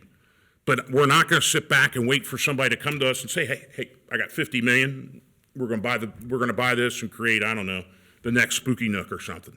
Not to say that that's not going to be an easy hill to climb, but I think that now that we have a very, very diverse in terms of talent and background leadership team in place, I'm really happy that we've got the people to push this now because I think this is a central goal for us. So those are kind of the things I've been up to. I don't know if I've missed anything. Yeah, I think that's everything. So everybody have a good holiday, and thank you for bearing with me with the long soliloquy here. All right, coming up next now is new business and public safety. Wow, got a lot of stuff here, right? Yes, sir. The first item under new business is a motion to authorize the administrator to enter into a capital lease arrangement with Huntington Bank to acquire 8 new Ford Explorer police cruisers. Okay, that was my question. So, as part of the township's ongoing fleet replacement program, the police department is looking to enter into this capital lease structure with Huntington Bank. It would allow the department to acquire and equip 8 cruisers, the total cost of which is $507,612.60. The term of this lease would begin in December of 2022, essentially now, and continue through December of 2026. Although this is termed a lease, that term is actually misleading. This is a capital lease, and at the end of the lease term, the township retains title to all of the vehicles and will continue to use them beyond that 5-year period. So staff recommendation is adoption of the motion. All right, are there any motions at this time? I motion that we authorize the township administrator to enter into a capital lease for police cruisers. I'll second. Any discussion? And that is the finished out cost with all the lights and specialized equipment. Yes, sir. And the separation device that's from the front seat to the back seat, so that's all in. because it sounds like a lot for a vehicle, but I realize there's $15,000 worth of add-ons to those by the time you put all that stuff in there. No other questions. I would agree with you, it's expensive, but with the police open house, and you can go in the cruiser and see what's needed, and nobody, this cost of cars are astronomical anyway, but just to let the public know, it's a 4.99 lease agreement, so it's a decent interest rate, so we're not overpaying for any cars or interest rate. It's what the going value is right now. Yes, that's in line with where the market is. Right. And a lot of times you might think it's better to own them, but the use that we put on those vehicles, I can see the value of a lease with the application that we're doing with those vehicles. Personally, I've always purchased my own automobiles, but but because of what we're doing with these cars. It is a purchase, right? I mean, yeah, yes, it is, but it's I think they're gonna carry Do the, Chief, do you have an average about what amount of miles each cruiser goes through? Do you have a guesstimate? Is it 30, 40,000 miles a year on a vehicle? but what I meant was I've never entered into a lease. No, either have vehicle. I've I. always- When I saw lease, I panicked, and I said, I hate this. I've always paid cash for whatever. So the question was asked of what is the yearly mileage per car? Right. That depends upon the usage for the vehicle. So a typical road unit that's gonna go out there and respond to calls for service averages between 20 and 25,000. Okay, So after a 5-year period, they have 100 grand. 100+ thousand miles on them, typically. But we're also quite attentive to the mileage on these, and we cycle them through the different areas of the department that Okay. makes the cars last a little bit longer. Okay. Obviously, with the school resource officers and things like that, they drive a lot less miles. Right. So if we have one that's spiking, we try to juggle it around to get it to where we need it to be. Okay. I just figured there was around 30,000. And So it's- 25 is, 100,000 miles, police miles is drastically Right. different, as what you're alluding to, and it's drastically different Right. type of miles. thank you. All right, any other discussion, comments, questions? Mr. President, if I Yes. may. So the documents that are in the board packet actually need to be updated. There is a paper copy of this item at your desk. And the difference is, we talked about this, the difference is in, Yes, so there are two differences. On page 17 and 18 of what is in your board packet, there's a reference to a debt limit, and that has been stricken from the hard copy that is at your desk. Okay. And then the second thing is that an escrow agreement from a prior version of this contract was included, and it should not have been. The escrow agreement that is germane to this one is the one that is dated for December of 2022. So pages 25 through 32 of what would be in your, of what is in your packet would be removed and replaced with the hard copy document that is at your desk. are there any questions with regards to that update? No, thank you for providing those. I have it right here. Thank you. All right, any other discussion? All None. right, we'll go ahead and call the question, Mr. Baker. Ms. Orich? Yes. Mr. Unger? Yes. Mr. Waller? Yes, that passes 3-0. I think, Chief, you just need to stand right up there for a while. I'm here with you. All right, item B, we have a resolution declaring a junk motor vehicle at 10703 Pottinger Road. Recommend adoption of the motion to declare an order abatement of a junk motor vehicle at the following property. Again, it's 10703 Pottinger Road, 45251. There's 4 vehicles at this property. First one being Ohio license plate JFZ 3091, which is a 1994 silver Chevrolet S10. Number 2, Ohio license plate GTW 7437, 2003 white Chevrolet Impala. A third vehicle being an Ohio license plate JKB 3459, 1994 blue Mercury Grand Marquis. And the fourth vehicle being a Ohio license plate HVC 5701, 1999 silver Mercury Grand Marquis. Recommend adoption of this resolution. I motion that we approve the resolution declaring the vehicles at 10703 Pottinger Road as junk vehicles as described by the police chief. I second. All right, any discussion? I would just like to add that for those that are new to this, what we are doing is telling the property owner, you have 14 days to get these off the property, and any time after the 15th day, we can remove them, and they've likely been sitting there for years. For quite some time, and the goal is just to remove the vehicle. So if it's gone on day 13, that's a win for us. Right. Just so folks know, we're not going to come get them tomorrow. This is just part of the process. Correct. All right, Mr. Baker, call the question. Ms. Orich? Yes. Mr. Unger? Yes. Mr. Waller? Yes, that passes 3-0, declaring a junk motor vehicle 10703 Pottinger Road. Item C, resolution declaring a junk motor vehicle at 3548 Smithfield Lane. Recommend adoption of the motion to declare an order abatement of the junk motor vehicle at the following property, 3548 Smithfield Lane, 45239. Ohio license plate CMN 1831, a 1997 red Dodge Ram. Recommend adoption of the resolution. I motion that we approve the resolution declaring the vehicle at 3548 Smithfield Lane as a junk motor vehicle. It's a 1997 red Dodge Ram. Second. All right, any discussion? None. All right, we'll call the question. Ms. Ulrich? Yes. Mr. Unger? Yes. Mr. Waller? Yes, that passes 3-0, declaring a junk motor vehicle 3548 Smithfield Lane. Next item, please, Chief. Item D, resolution declaring a junk motor vehicle at 9997 Pippin Road. Recommend adoption of a motion to declare and order abatement of a junk motor vehicle at the following properties: 9997 Pippin Road. It's a Ohio license plate FHS 7337, 2006 silver Toyota Sienna. Recommend adoption of the resolution. I motion that we approve the resolution declaring the vehicle located at 9997 Pippin Road as a junk motor vehicle as described. I second. All right, any discussion? None. We'll go ahead and call the question, please. Ms. Ulrich? Yes. Mr. Unger? Yes. Mr. Waller? Yes, that passes 3-0. We're declaring a junk motor vehicle at 9997 Pippin Road.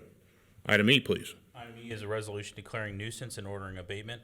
This resolution allows for the removal of uncontrolled vegetation and/or refuge at the following properties: 8228 Chestwood Drive, 8656 Cranfield Drive, 2566 Meriview Lane, 2920 Jack Frost Way, 7490 Pippin Road, 2582 Retford Drive, 3441 Ringwood Lane, 8353 Royal Heights Drive, 12120 Stone Mill Lane. Recommend adoption of the resolution. I motion that we approve the resolution declaring nuisance and ordering abatement at the properties as described. I second. All right, any discussion? And once again, what we are doing for those new to this is we are giving you yet another at least 7 days to get this cleaned up before we would abate it. We're not coming there tomorrow, but you need to get, this is your formal notice. I know that those neighbors on Royal Heights will be very happy that that gets cleaned up. I've heard about that one more than once. All right, good. Go ahead and call the Ms. question. Ulrich? Yes. Mr. Unger? Yes. Mr. Waller? Yes, that passes 3-0. We declare nuisance and ordering abatement at the addresses provided in the resolution. Item F is a discussion. All right, Chief. All right, bear with me here, okay? Flock cameras. All right, bear with me if you would. Just ask to let me, I've just got a couple thoughts that I'd like to go through, and maybe I can answer a couple questions before they're even asked. I will start before and tell you that I understand what you guys are completely worried about. I mean, who wants to be watched? Who wants to have in your information? I understand every aspect of every concern that any single person has about this. But let me tell you a little bit about Flock and the reason why we're looking at this technology. So this is put on as a discussion item directly about Flock. And this is more of a purchase item that we're looking for 2023. So just a little bit about Flock and the company. Started in 2017. It partnered with over 2,000 law enforcement agencies, and it's over 2,500 communities. It's in 42 states, 1,500 cities. It's currently all over in Dayton, Columbus, Akron, Cleveland, Lexington, Louisville, Indianapolis. That's just these local cities from here. You'll notice I did not say the city of Cincinnati because these ALPR systems have been in the city of Cincinnati since 2007. They're all over the place in the city of Cincinnati, and frankly, we've solved many, many crimes using these cameras. This technology is called ALPR, which stands for Automatic License Plate Reader, and it's designed to gather data. The data is gathered through the Flock, which is the camera, and it's only taking pictures of vehicles. The data consists of a license plate, color of the vehicle, make of the vehicle, and how frequently they are in that position of that camera. The data is not gathered. The data through Flock, it doesn't collect anything on people. It doesn't utilize facial recognition, and it can never be used for traffic enforcement. That is just not how the system is built. So what is this data, and what is it used for? There's 3 different ways that it can be used. There's proactive alerts, which is when a vehicle is entered for a stolen vehicle. Amber alerts, we all know what that is, and silver alerts, which I assume most of us know, but those that don't, those are the endangered senior citizens that are wandering. There's investigative alerts, which has been shown and proven in different case studies to increase clearance rates and decrease crime. And it can be used as a deterrent. So just like different signs and different things that we see, when we see those signs, they have a natural deterrent that make you want to slow down. So we're talking directly about the speed signs that are on the road that we've talked and we even use as a department. Those right there are enough of a deterrent to slow somebody down. If people know and they see these cameras, they will also slow down and use that. So there are 3 different basic approaches that's used through the flock system. So the most important conversation part is this technology as it relates to privacy. This data would be owned by us. This would be our data. This would be Flock. It's 100% Colerain Township would be the person that does it, and Flock will never sell that data to anybody. It's part of the privacy agreement that we would enter with them. The data will be able to be shared with other law enforcement entities, only for their investigative purpose. Even for that to happen, it requires us to approve it going to that entity first. All data is retained for 30 days, then permanently deleted. There's a short retention period to make sure that the data that's not associated with the crime is automatically deleted. It is 100% unrecoverable. The database is not connected to a registration database or any third-party databases such as Carfax, BMV, anything like that. All data is stored securely at the AWS government cloud, which is an Amazon governmental cloud. There's only a few different entities that are on this the database for that. Any search that would be completed using the system requires a reason for the search, and there is an extensive audit trail. This company works hand in hand with Axon, which is ran through evidence.com. I believe they do have a partnership and an agreement, but a lot of the database that is tracked through our body cameras and tasers, they use the same technology to be able to track the audit aspect when it comes to flock data. Again, it does not use facial recognition. It does not recognize predictive policing techniques. There's no personal identifiable information identifiable through flock. You might say, why do we need it? That's a good question. Thank you. Majority of all crimes involves a vehicle. Flock will tell you that 70% of crimes involve a vehicle. If you think of that, that makes sense. You know, those that are jumping in and they're committing the crimes, they jump into their vehicles and they leave. You're going to be it could be your vehicle violations for that. Vehicles are involved in everything. This is an investigative tool that will allow us to follow up on information provided to us. At times, we have a suspect and we have the vehicle that they fled in, but we have no way of determining who it is, what it is, or anything to do with that. We can't search for the person through this technology, but we can search for their vehicles. So the way that the search parameters work is we would have access to the flock database.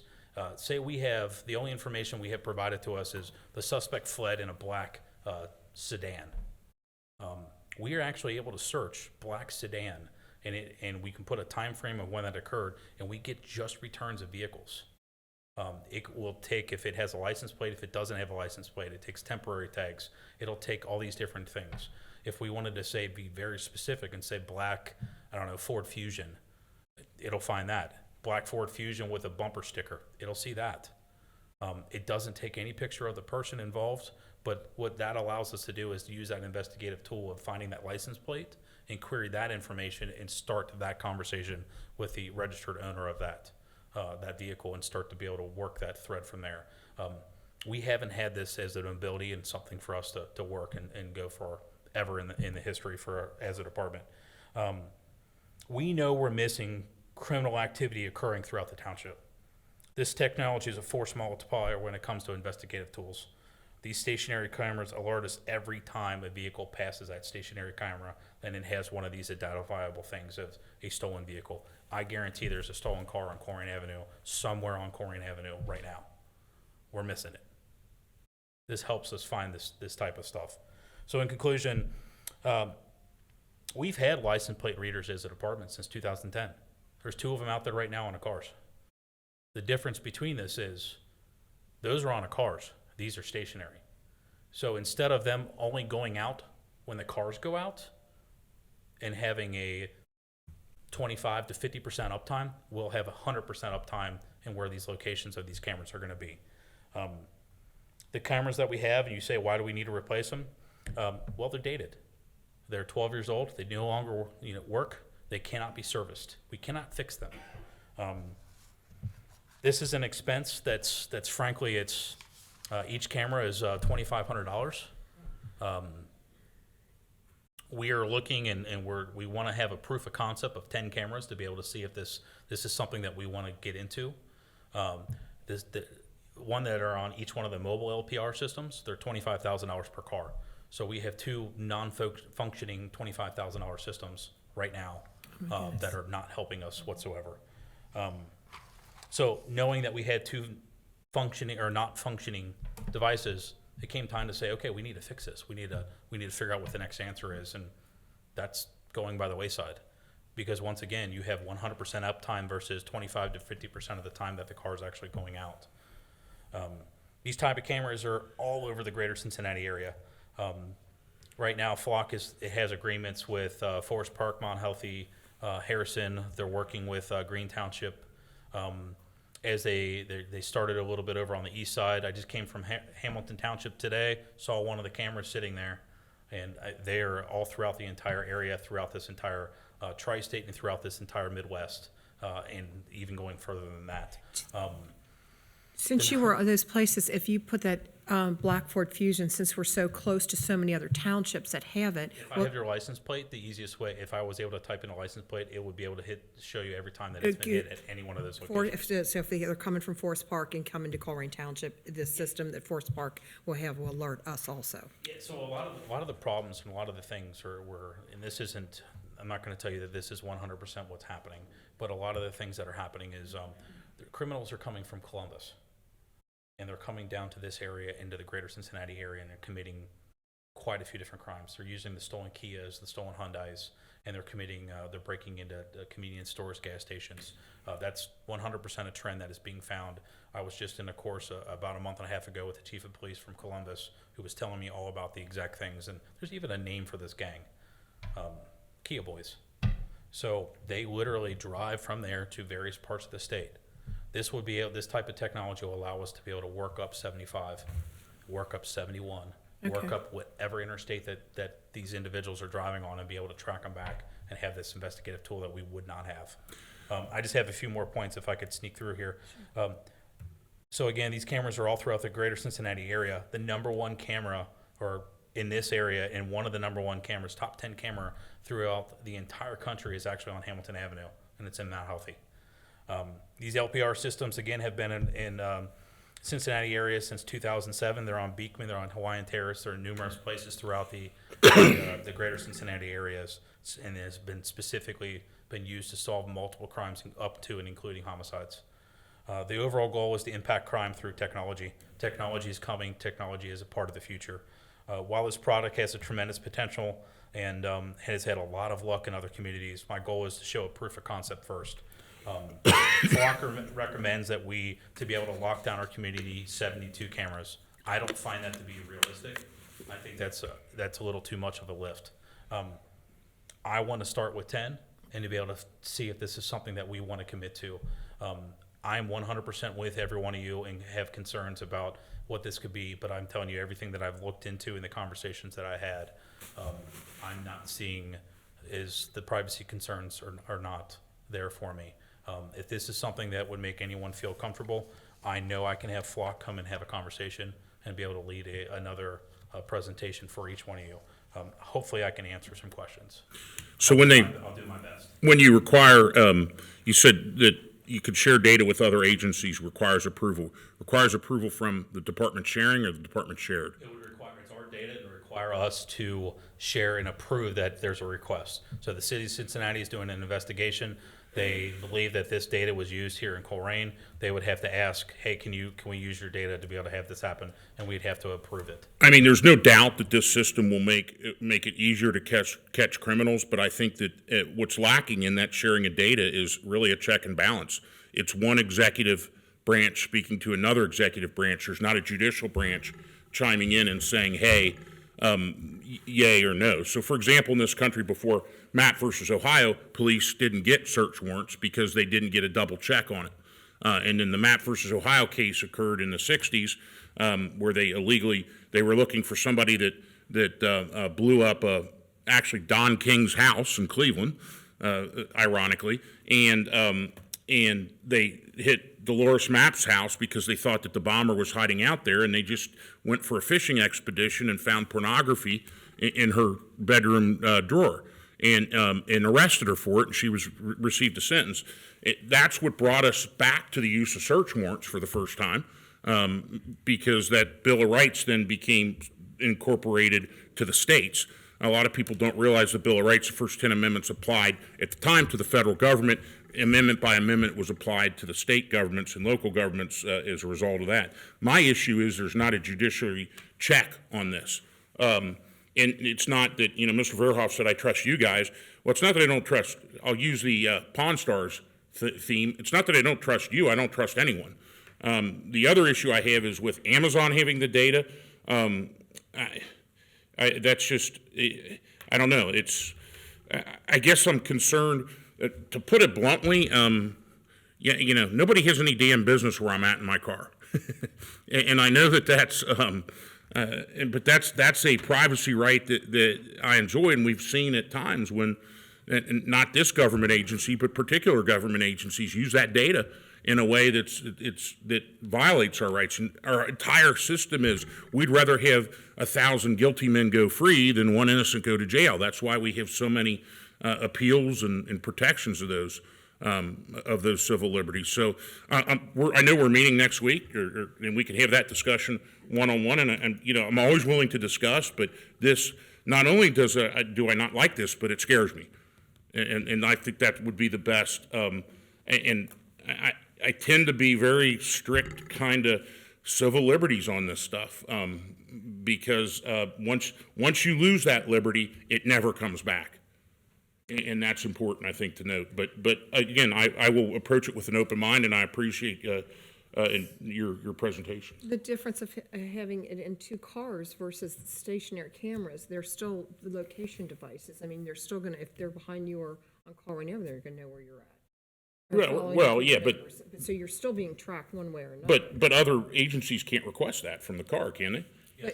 They can? Absolutely. Well, I think that's a problem too. I mean, I don't think one executive branch from one government should be able to deal with another executive branch without the judiciary branch of some sort intervening and saying, all right, this is protecting this person's rights or this is not protecting their rights. Actually, the difference between the two is the mobile LPR systems. They don't have to ask for permission. It's a database. Okay.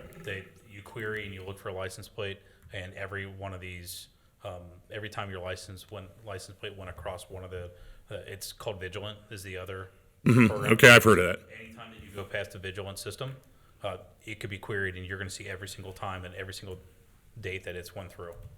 It doesn't require request. Well, and again, I would suggest that that's not a selling feature for me. I'm against that too.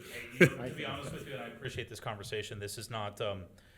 This is a healthy discussion, and for me, you guys asked me to try to find creative ways and try to enforce. I did. And try to reduce crime, and technology is the thing, and I'm looking for different ways to be able to impact this township. And the reason why we're here and having this conversation is because I don't want to do anything that you guys don't want us to do. Right. Well. So, I mean, I completely understand concerns, and I think this is healthy. I think any family member that has a child abducted or a senior citizen, that is the worst feeling that you can ever have. And if we had a system that could track a car, I don't see it violating any of my rights. I do have some questions too. Okay. I go to St. James Church every Sunday to 10 o'clock Mass. I would drive over Cheviot Road at 9:40 in the morning. Let's say there's one of these out on Cheviot Road. What's it going to do with my license plate information? Log it. And why does anybody need to know that just besides the 2 million people that are watching, why does anybody need to know I'm on Cheviot Road every Sunday morning? It's just open data. Okay. You mentioned these systems are connected and sharing information. So it's out of our hands once it's to somebody else, and we would have a privacy agreement with with flock, but to these other, this is just an open-ended question, and I will format these and get them to you. Do they have those same privacy agreements? The other entities that are part of Flock? Yes. Yes. And once flock is sold to the next vendor after they accumulate their stock and their stock price goes up and the person who brought that company along, Axon buys them. Yes. then it's out there. But some functionality questions. How are these cameras affected by lighting conditions? They work at night? Yes. So it's all run through solar panels, and they have infrared at night, and they're able to function. So if I drive past at 10 o'clock at night, like when it's dark out, it'll still pick up my plate as long as my license plate light is working? It will still pick it up if the license plate is not there. And to answer the first question is, if we purchase 10, the data of those 10 would be our product. So the other products for the Green Township or Harrison or the other entities that are looking at these, that's their product. We only would be concerned with our 10. You know, what brought this to my attention was an email from a resident and this is, which is not how I prefer finding out about township businesses, from a resident. And I contacted Jeff Weckbach and I said, hey, put this on the agenda. I'd like to talk about it. So it does, if there's just a ton of traffic, is it going to catch every single car if it's bumper to bumper traffic? Yes. How much employee time would we need to manage that system, and will we need additional employees? 0. The installation of these cameras, you know, we have right-of-way issues all the time when we're putting in sidewalks and stuff. Are you going to hang them on existing poles and existing street signs, or how are you going to place these? Are we going to have to go through right-of-way issues to install these? They can be hung on like the poles at Colerain and Springdale. The installation is, I haven't even gone that far, to be frank with you, because I don't even know if we're there yet. That's fine, and you mentioned that we can integrate this data into our police records. So you capture all these license plates, how is that going to mesh with our current system of storing information? It's just going to be two separate banks of information. It doesn't mesh whatsoever.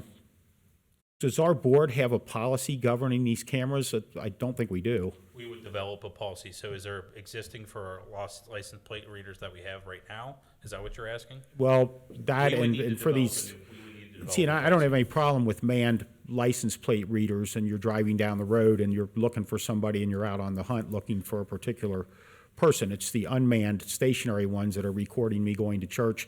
If my wife decides to run up to Lowe's and get something, I don't think that's any of the township's business either. On the Ohio Revised Code, and these are not, and so people understand, these are not speed detection cameras like they had down in Elmwood Place, but I did notice that you have to post signs alerting the public that there are recording cameras. So according to the Ohio Revised Code, we would have to put up a sign that says there's photographic cameras ahead, is what I saw in the Ohio Revised Code about it. I'm just concerned about you building a profile of Matt's daily travels. You know, Matt's driving over to Elder every day, and, you know, he might be running early, he might be running late, he might be going through Dunkin' Donuts. I don't think that's anybody's business. It's already out there. Google Satellite does it. Well, I realize that, but when I go into a store or go into the bank or use this tracking device that I carry from Google, that's my personal choice. And if I don't want to get my picture taken at Speedway, I'll go buy gas somewhere else. Those are choices. This is not a choice. But anyway, moving along with some of my questions, so would this data be susceptible to a public records request? Let's say I come to the township and say, hey, I know you're accumulating this data. I would like to request all the license plates that drove down Springdale Road on December 13th. That's a fair question. I don't have an answer to that. Right, and that's something we would have to develop. And even though you say the data goes away after 30 days, I don't think that matches our records retention schedule. I mean, that's just something else we would have to. It would have no administrative value. Yeah, I think there's a carve out for. I have to do public records training every year for the school boards I sit on, and for law enforcement purposes, there's a carve out for the same reason I can't get your home address from a public. Yeah. So how much? So you mentioned it'd be $2,500 a camera. I read the article from the police chief, and you doing okay?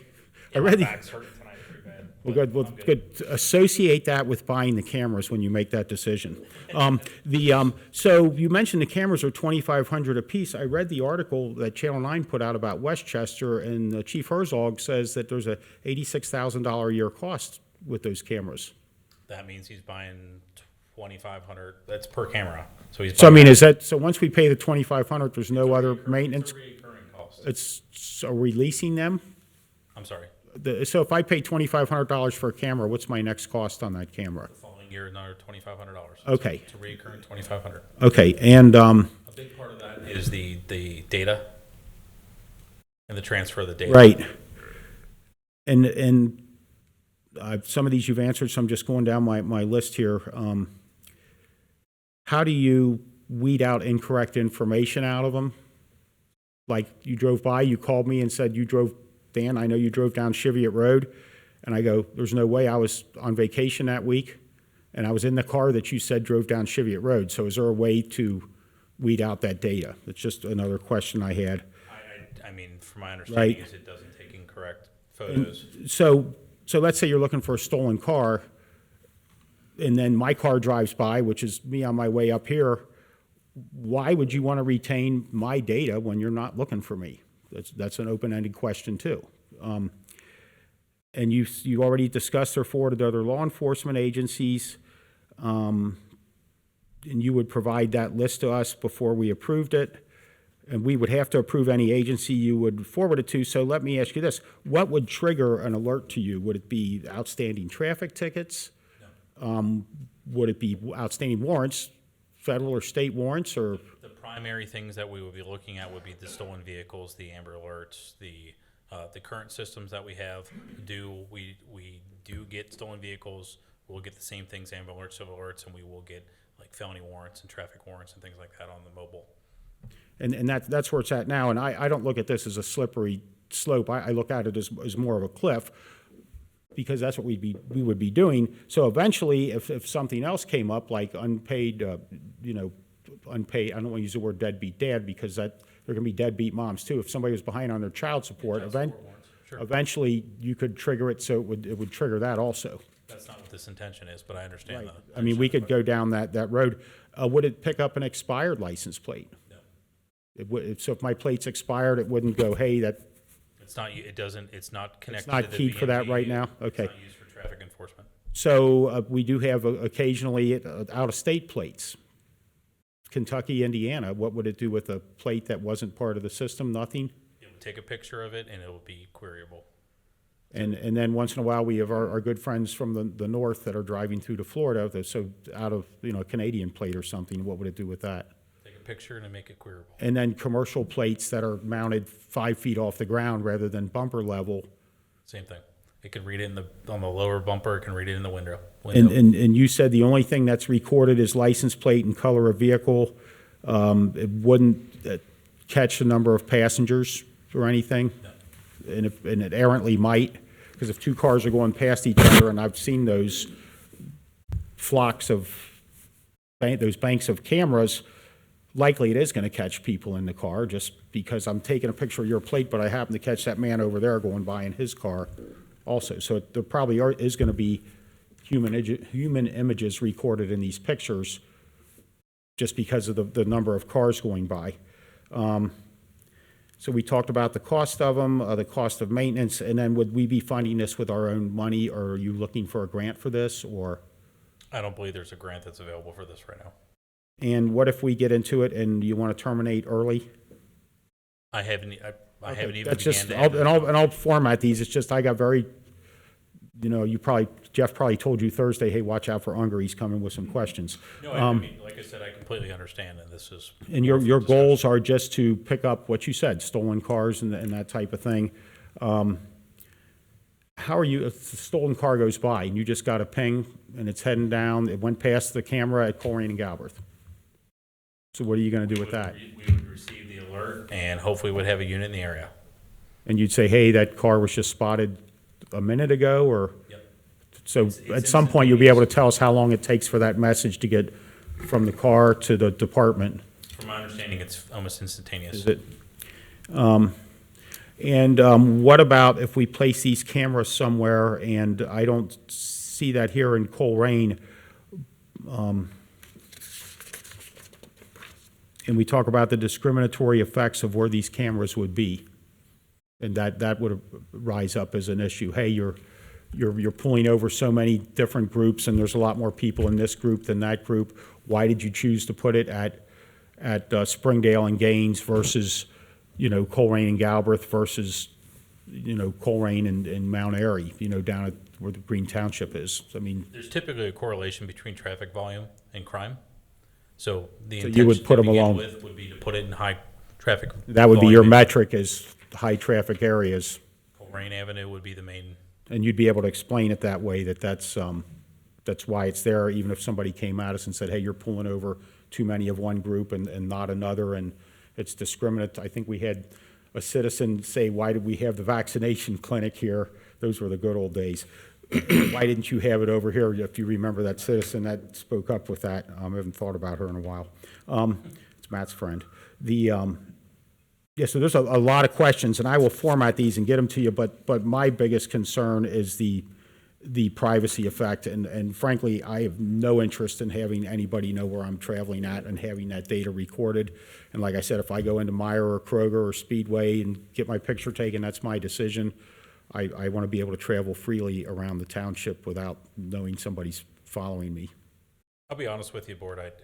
I can. It's pretty obvious, and you can read the room here, and I understand your concern, and I have more than no problem discussing individually with each one of you where you're at on this. But I can also tell you that I'm okay with a no. There's a lot of different ways that I can impact this department with this money. It's okay. So It's I hope the nothing personal. conversation is- That's no, why we're having the conversation, That's so. my point is I'm not taking this personally, and I think this is healthy. I think this is the best way for us all to move forward together. And it's great to hear where the other two trustees are, because like I said, we never get to talk. So I'm glad to hear where you guys are at on it too. Well, you're going to know where I'm at because you're going to get pictures of my license plate, so. Well, he won't know. Oh, okay.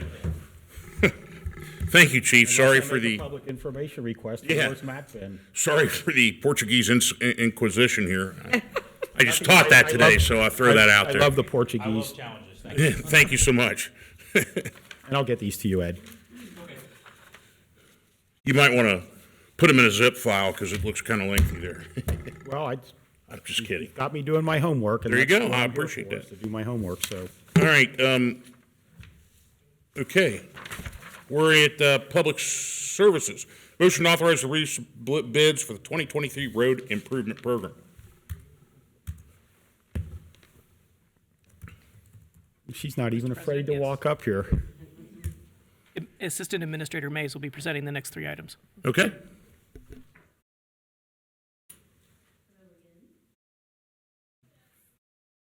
Mike, Turn on the mic. Mi- Thank you. there you go. Need my glasses for that. There you go. All right, item A, this is for a motion to authorize and release of bids for the 2023 Road Improvement Program. Township staff is proposing that all streets listed in the 2023 road program receive a minimum of 1 3/4 inch mill of the current surface, proof road filled with new asphalt and finished with an asphalt rejuvenating agent called Reclamite. This is consistent with past practice, and the total depth of mill and fill will vary slightly in different areas of each street. This project will also include either replacement or rehabilitation for identified deteriorated curbs, gutters, storm pipes, and catch basins. The scope of this project includes the following streets for a total of 6.06 lane miles. And for an essence of time, you can read in your packet which streets those affect. Also, there is a map included in your packet as an overview to see those areas affected. The plan is to post this, once approved, to post this map on our website as well. The bid package also includes an alternate bid for pricing on 9 speed cushions. Engineer's estimate is $3.516 $3.5 million, a little north of that, including contingency and alternate bid pricing for the speed cushions. The bid package will be advertised on December 21st, 28th, and January 4th of 2023. All bids will be accepted through the Bid Express software system through January 13th, 2023. The final contract is anticipated to be awarded at the first trustee meeting in February of 2023. All right, any motions at this point? I motion that we authorize the release of bids for the 2023 road improvement program. I'll second. Any discussion?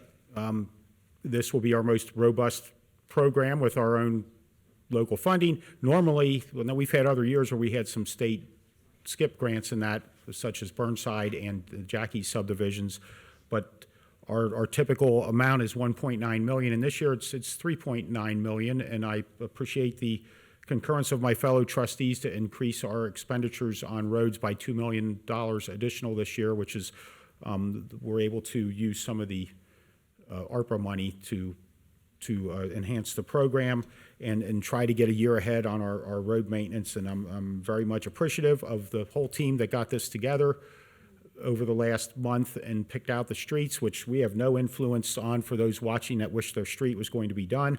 And thank you for getting it all together. Sure. All right, any other points? Mr. Baker will call the question, please. Ms. Ulrich? Yes. Mr. Unger? Yes. Mr. Waller? Yes, that passes 3-0. The motion to authorize the release of bids for the 2023 road improvement program. Ms. Mays?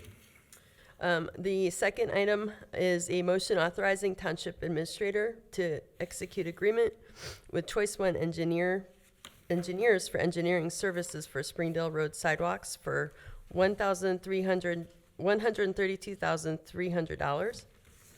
The township was awarded funding through the OKI Transportation Alternatives Grant to install sidewalks along Springdale Road from, I might get this wrong, Laura Linda to Colerain. This agreement will hire the engineer that will oversee the design and project for Colerain Township. Colerain Township staff reached out to firms that had pre-qualified through the engineer and design master services agreement process over the last 3 years. Of the firms that responded, Choice One Engineering provided the best quote for this service at $132,300. This vendor is pre-qualified with ODOT. All right, any motions at this point? I motion that we authorize the Township Administrator to execute an agreement with Choice One Engineer for engineering services for $132,300 for Springdale Road sidewalks. I'll second. All right, any discussion? And just for the public, it's on both sides from Colerain to Laura Linda, and this firm is doing like water lines, sewer lines. It's researching everything that there has to be researched to put these sidewalks in. That doesn't account for the money to put the sidewalks in, just for Engineering services. engineering services.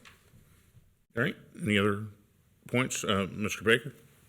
Ms. Ulrich? Yes. Mr. Unger? Yes. Mr. Waller? Yes, that passes 3-0. The motion to authorize Township Administrator to execute agreement with Choice One Engineer for engineering services for Springdale Road sidewalks for $132,300. Item C. Item C is a motion authorizing Township Administrator to execute agreement with Dunlap Development LLC for snow and ice removal of Dunlap Grove subdivision.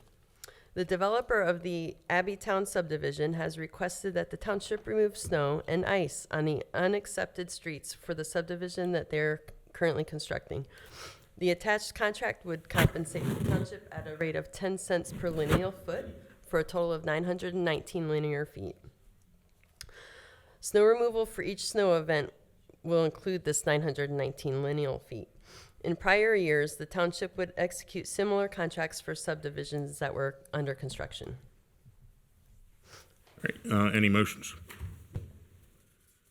I motion that we authorize the Township Administrator to execute an agreement with Dunlap Development Limited Liability Corporation for snow and ice removal at the Dunlap Grove subdivision. I'll second. All right, discussion. None. All right, Mr. Baker? Ms. Ulrich? Yes. Mr. Unger? Yes. Mr. Waller? Yes, that passes 3-0. The motion authorizing Township Administrator to execute agreement with Dunlap Development LLC for snow and ice removal of Dunlap Grove subdivision. Development. Thank you for your attention. All right, thank you very much. Tiffany? Tiffany? Ms. Mays? Sorry.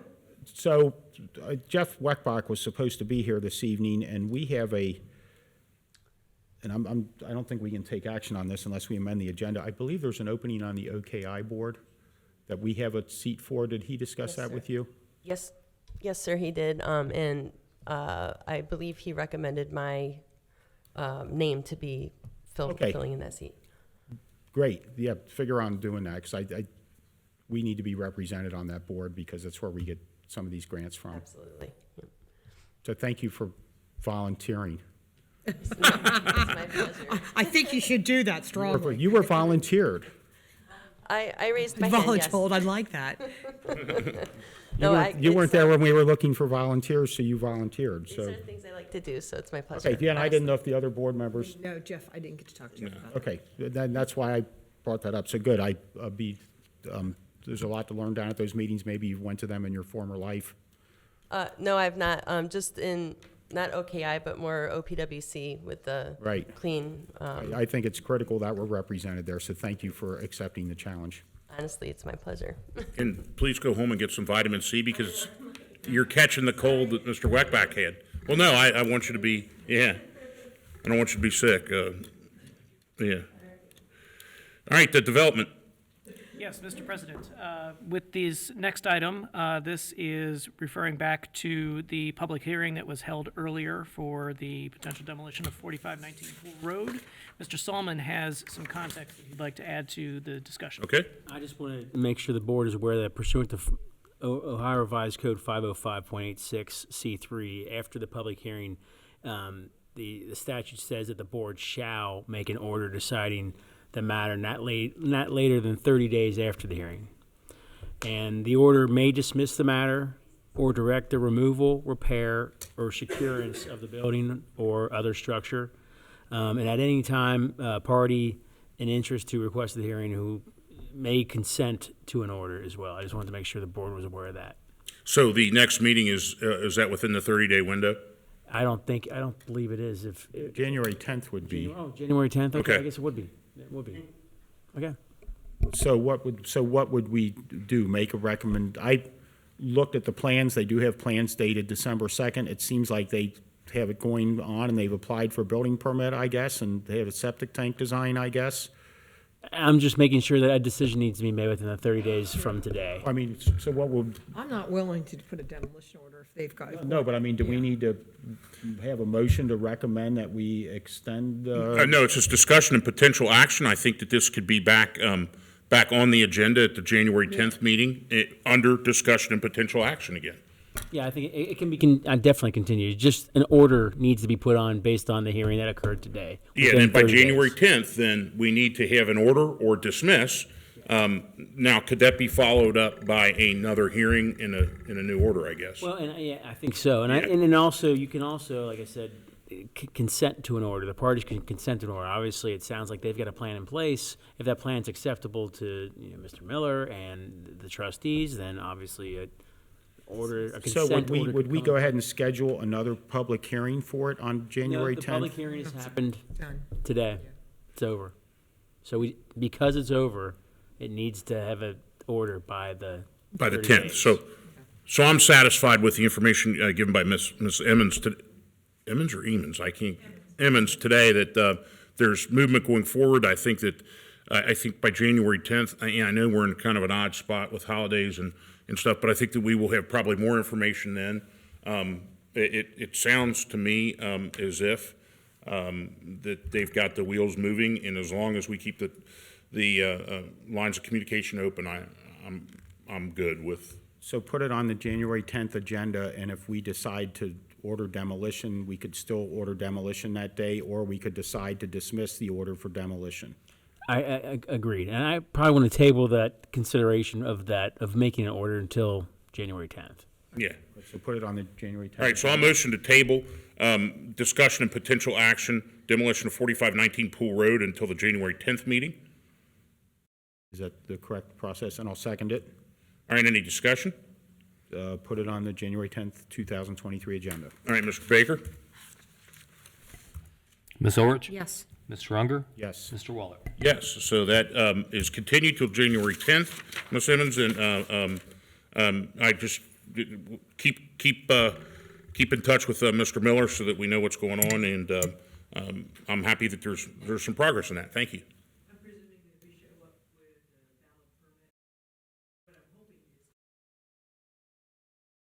Yeah, okay. That'd be great. That would be And awesome. it sounds like we're following the law of what we're supposed to do, and that's what we want to do here. All right, Development Part B. Item B is a motion to appoint members to the Zoning Commission and the Board of Zoning Appeals.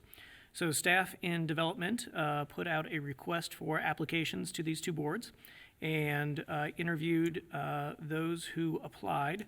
And the staff recommendation is the appointment of two full members to the Zoning Commission, Lori McMullen and Kevin Wilson, and the alternate member, J. Thomas Westfall. And for the Board of Zoning Appeals, the recommendation is appointment as a full member, Ronald Roberto and Michael Inderhees, and the alternate members, James Sido and David DeMoss. Staff recommendation is adoption of the motion. I recommend that we approve the motion to appoint the members to the Zoning Commission and the Zoning Board of Appeals as described by Mr. McElreavy. I second. All right, any discussion? None from me. Just a thank you for all those individuals willing to serve in their various positions. Much appreciated. Mr. Baker? Ms. Orich? Yes. Mr. Unger? Yes. Mr. Waller? Yes, that passes 3-0. The folks that were mentioned by Mr. McElravy now take their position at Zoning Commission, Board of Zoning Appeals. Item C. Item C is a motion to approve an updated zoning department fee schedule. The schedule is on page 202 of the board packet, and the change is at the bottom of that page, the miscellaneous fees for major lot splits and minor lot splits. This fills a hole that was in the previous schedule and also aligns us with the county and their fee schedule. And staff recommendation is adoption of the motion. I motion that we approve the motion for the updated zoning department fee schedule. I second. All right, any discussion? For those interested in it, it is right here on our agenda, and it looks like it's effective pending this vote on December 14th, which is tomorrow. So that would be for any new permits. The permits that are already in place, obviously, are at the other fee schedule. That's correct. The lot splits are basically for major subdivisions, 6 to 20 or 20. I mean, that's where our void was. That's right. Okay, just letting the public know, okay. But all the fees are the same, okay. Mr. Baker? Ms. Orich? Yes. Mr. Unger? Yes. Mr. Waller? Yes, that passes 3-0. Motion to approve updated zoning department fee schedule. Item D. Item D is a motion to approve the 2023 meeting and submission dates for the Zoning Commission. Those submission deadlines and meeting dates are on page 205 of the board packet. Staff recommendation is adoption of the motion. That would be the motion to approve the 2023 meeting and submission dates for the Zoning Commission. Second. By the way, it's very helpful for you to give us the page number, especially when there's over 600. Yeah. Sometimes I get lost in the text, so thank you. That's where I'm at right now. Yeah. All right, any discussion? Mr. Baker? Ms. Orich? Yes. Mr. Unger? Yes. Mr. Waller? Yes, that passes 3-0. Motion to approve 2023 meeting and submission dates for the Zoning Commission. Item E. Item E is the companion schedule, this one for the Board of Zoning Appeals. That schedule is on page 207 of the board packet, and the staff recommendation is adoption of the motion. I motion that we approve the 2023 meeting and submission dates for the Board of Zoning Appeals. Second. Any discussion? And to those following along on the agenda, that page is isolated if you click the link to that, so you don't have to page through it, it's right there.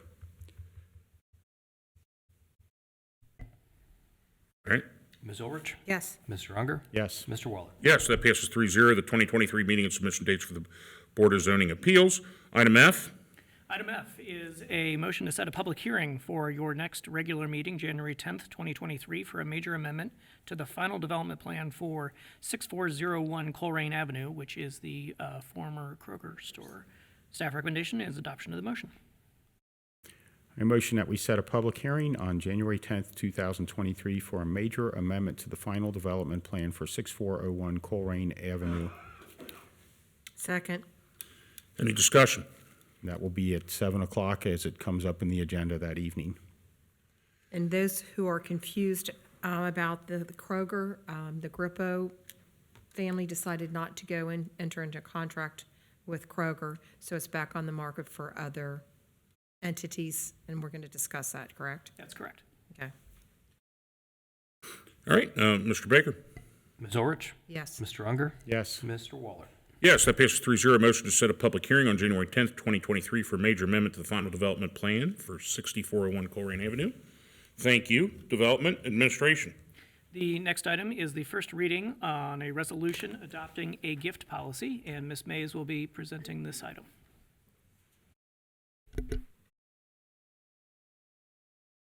In the front row. Did you get your exercise in? All right. This serves as the first reading of a resolution adopting a gift policy. The policy, what it encompasses is an employee recognition program is one of the most important factors in driving workplace engagement, productivity, and employee retention. For this purpose, this policy establishes best practices for Colerain Township employees to be recognized for exceptional performance, dedication, and other contributions that provide a positive impact to the township's workplace environment and in our local community. This serves as the first reading and will be on the agenda for approval at the January 10th Board of Trustees meeting. All right, thank you. Item B. Item B is a motion to set the organizational meeting for January 3rd, 2023 at 6 p.m. here in Trustee Chambers at 4200 Springdale Road. Staff recommendations, adoption of the motion. I motion that we set an organizational meeting for Tuesday, January 3rd, 2023 at 6 o'clock at 4200 Springdale Road here in this room. I second. All right, discussion. See you there. Now, that's not the national title game night, is it? Is Okay. that another sports thing? Yeah, it's homework. It's research. Yeah, Be okay. out of here by 6:30. All right. I know, but, national title, okay. Go ahead and call the question. Ms. Orich? Yes. Mr. Unger? Yes. Mr. Waller? Yes, that passes 3-0. Organizational meeting for January 3rd, 2023, 6 p.m. Okay, item C, we've got some amended appropriations. Yes, so item C is a resolution authorizing the adoption of amended appropriations. This is for our 2022 appropriations, and this is necessary in order for us to file our final certificate of amended resources with the County Budget Commission. This impacts one fund only, that is Fund 6001, which is our self-insurance fund. It reduces appropriations from $2.3 million down to $2 million, and staff recommendation is adoption of the resolution. I motion we approve the resolution authorizing the adoption of amended appropriations. Second. Any discussion, please? A lot of words in there that start with the letter A. Yep. Resolution authorizing the adoption of amended appropriations. Got it. Nothing else. Mr. Baker? Ms. Orich? Yes. Mr. Unger? Yes. Mr. Waller? Yes, that passes 3-0. The resolution authorizing the adoption of amended appropriations. Item D. Item D is a motion adopting the 2023 strategic plan and budget book. This is the last step in a long process that we've been engaged in over the last several months, aligning our budget with the strategic priorities established by the board, and staff recommendation is adoption of the motion. I motion that we adopt the 2023 strategic plan and budget book to get it to the floor. Second. All right, any discussion, please? Yes, there's an item in there for debt service, and we're at the point where we're at right now in our financial calendar. All the way up through 2021, we had an item in there for for paying debt, which was approximately $941,200, and that's how we paid off the previous bonds. And back during the discussion of funding these firehouses, Trustee Ulrich had mentioned that we already have an item in there to pay a bond. And I would just like to keep that amount in there to service debt and because the bonds have not been sold yet. We are still out of debt 54 weeks after we paid off our bonds, but I think the bond day is tomorrow. It actually had to be postponed to Thursday. Okay, so it's this week, but we still haven't sold them yet. So I would like to change that line item from 800,000 to 941,200, which is the amount that we're used to paying, that we've always budgeted. And other than that, the book is a masterpiece of a lot of hours that you've put into it. But I would have to get agreement from. Okay, why would we change that debt service? Run that by me again. That was the amount that we had in there for years to pay off the previous bonds. And back during the discussion on whatever day that was in June and in September, I think it was the June meeting where we discussed bonding out the firehouses, Kathy made the point that we already have that in the budget, Dan. And I thought, well, here we are, and I would just like to keep our debt service at that amount. It'll make it better for the next generation of Colerain Township residents if we commit to the historical amount for paying off debt. Granted, this isn't as much debt as the previous debt that we paid off last year, but I would like to continue to devote that same amount. I'm not even asking for an increased amount. I would just like to continue to put $941,200 towards the debt, the new debt we're about to acquire. All right, let me ask a question here to Mr. McElravy then. If we adopt a strategic plan and budget book, we can amend that, right? Yes. Okay.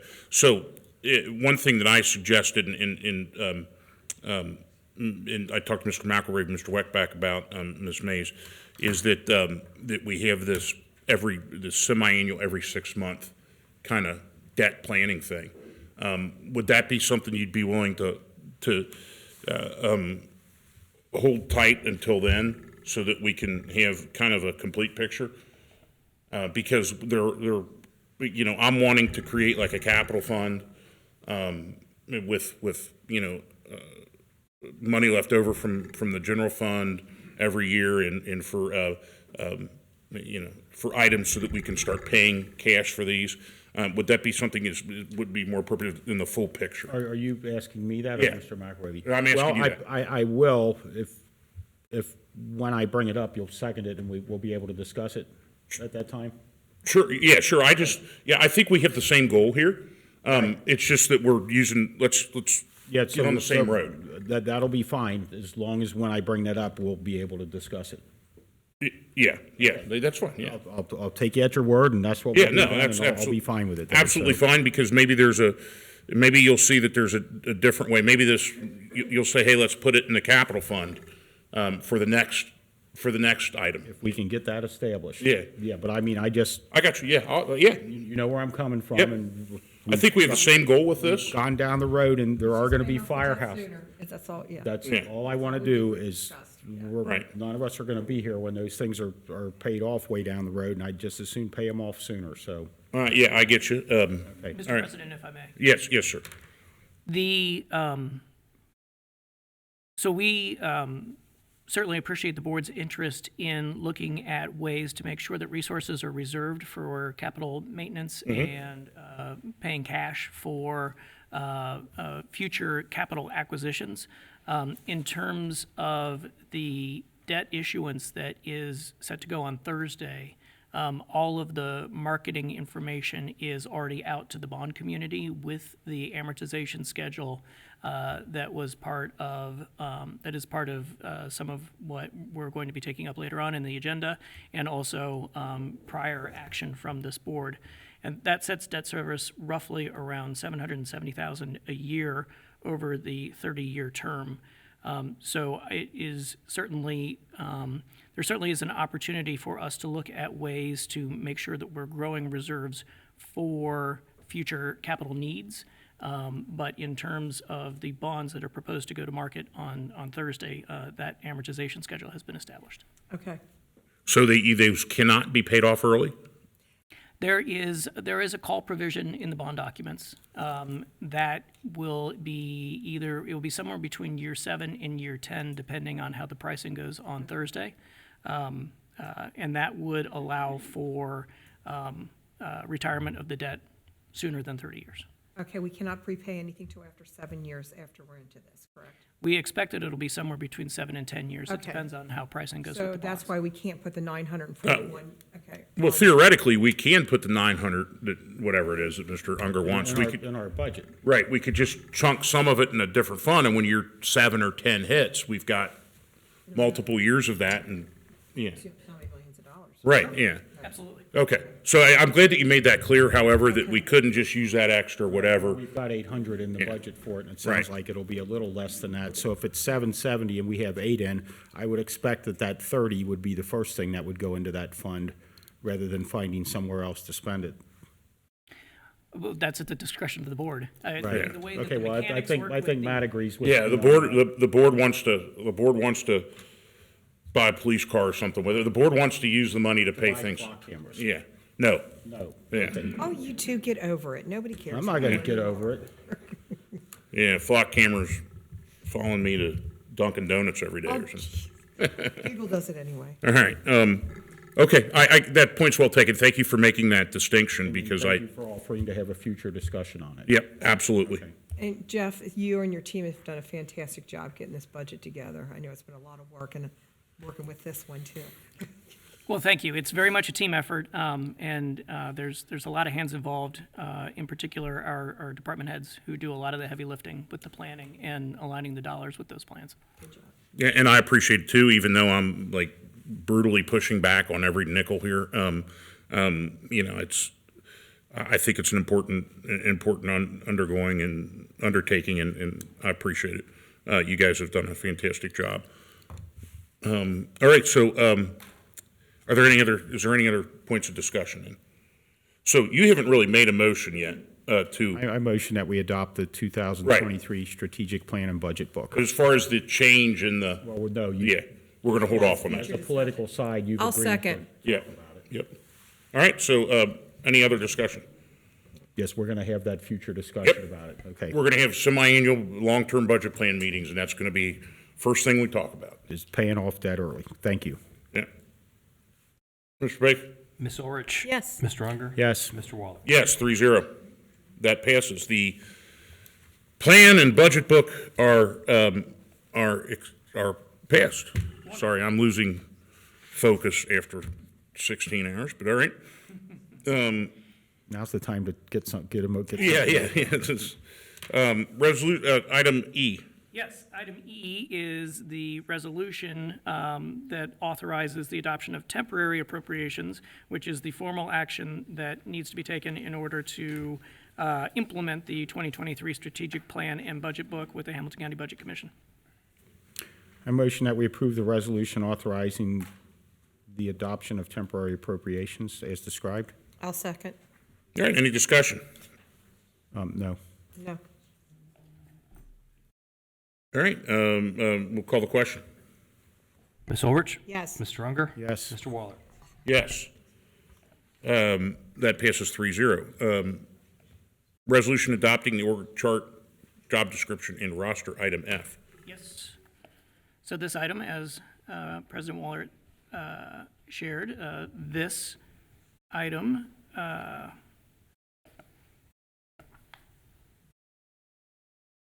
updates the roster organizational chart and job descriptions for the township. Staff recommendation is adoption of the motion. I motion The that, adoption of the resolution. I motion that we approve the resolution adopting the organizational chart, job descriptions, and roster. I'll second. All right, any discussion? Yeah, I like, because I'm on top of you too. There you go. Whatever. Early this year, 2 administrators back, there was a guy here named Jeff Mills, and there was a change in the organizational chart, and at that time, we discussed, hey, by the end of this year, please get back with us and tell us if we've had a net increase in employees or not, and Mr. Weckbach's not here this evening, so please make a note to report to the board in January if we've added positions or or lost a few. I think at the time we were adding the 2 additional litter laborers, which turned out to be a great move. Yep. But we want to watch and make sure we're not growing the census here with uncertain economic times ahead. We can do that. Thank you. All right, Mr. Baker. Ms. Ulrich? Yes. Mr. Unger? Yes. Mr. Waller? Yes, that passes 3-0. Resolution adopting org chart, job descriptions, and roster. Item G. Item G is a motion authorizing the administrator to award merit-based compensation increases not to exceed a total pool of $117,822.53 across all employees.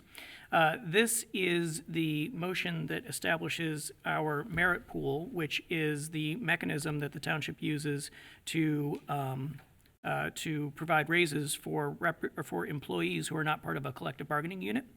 It is the full cost of what any raise might be. So it includes all the costs that go with retirement benefits, Medicare, workers' compensation, things along that line. It is the way that decisions are made as to how much of a raise any employee might receive is a function of their current salary compared to the overall marketplace. Our goal is to make sure that we continue to be competitive so that we're able to retain the employees that we have. It is also a function of a rigorous performance evaluation process. And it is also a function of resources that are available. So the staff recommendation is adoption of the motion. I motion that we authorize the township administrator to award merit-based compensation increases not to exceed a total pool of $117,822.53 for the non-represented employees. Oh, second. Discussion, please. Yes, and what that does is it gives Mr. Weckbach the ability to look at each non-represented employee and determine if they should get an increase and how much it should be, and that would be the total not to exceed cost. And by the way, that does not include his position. Right. Mr. Weckbach's position, that's us. We do that. I think for Mr. Mills, there's always the question, Mr. Mills gave himself a raise. No, we control that purse string. Well, we control both, but directly control the township administrator. Mr. Baker? Ms. Ulrich? Yes. Mr. Unger? Yes. Mr. Waller? Yes, that passes 3-0. Award of merit-based compensation increase not to exceed a total pool of $117,822.53 across all employees.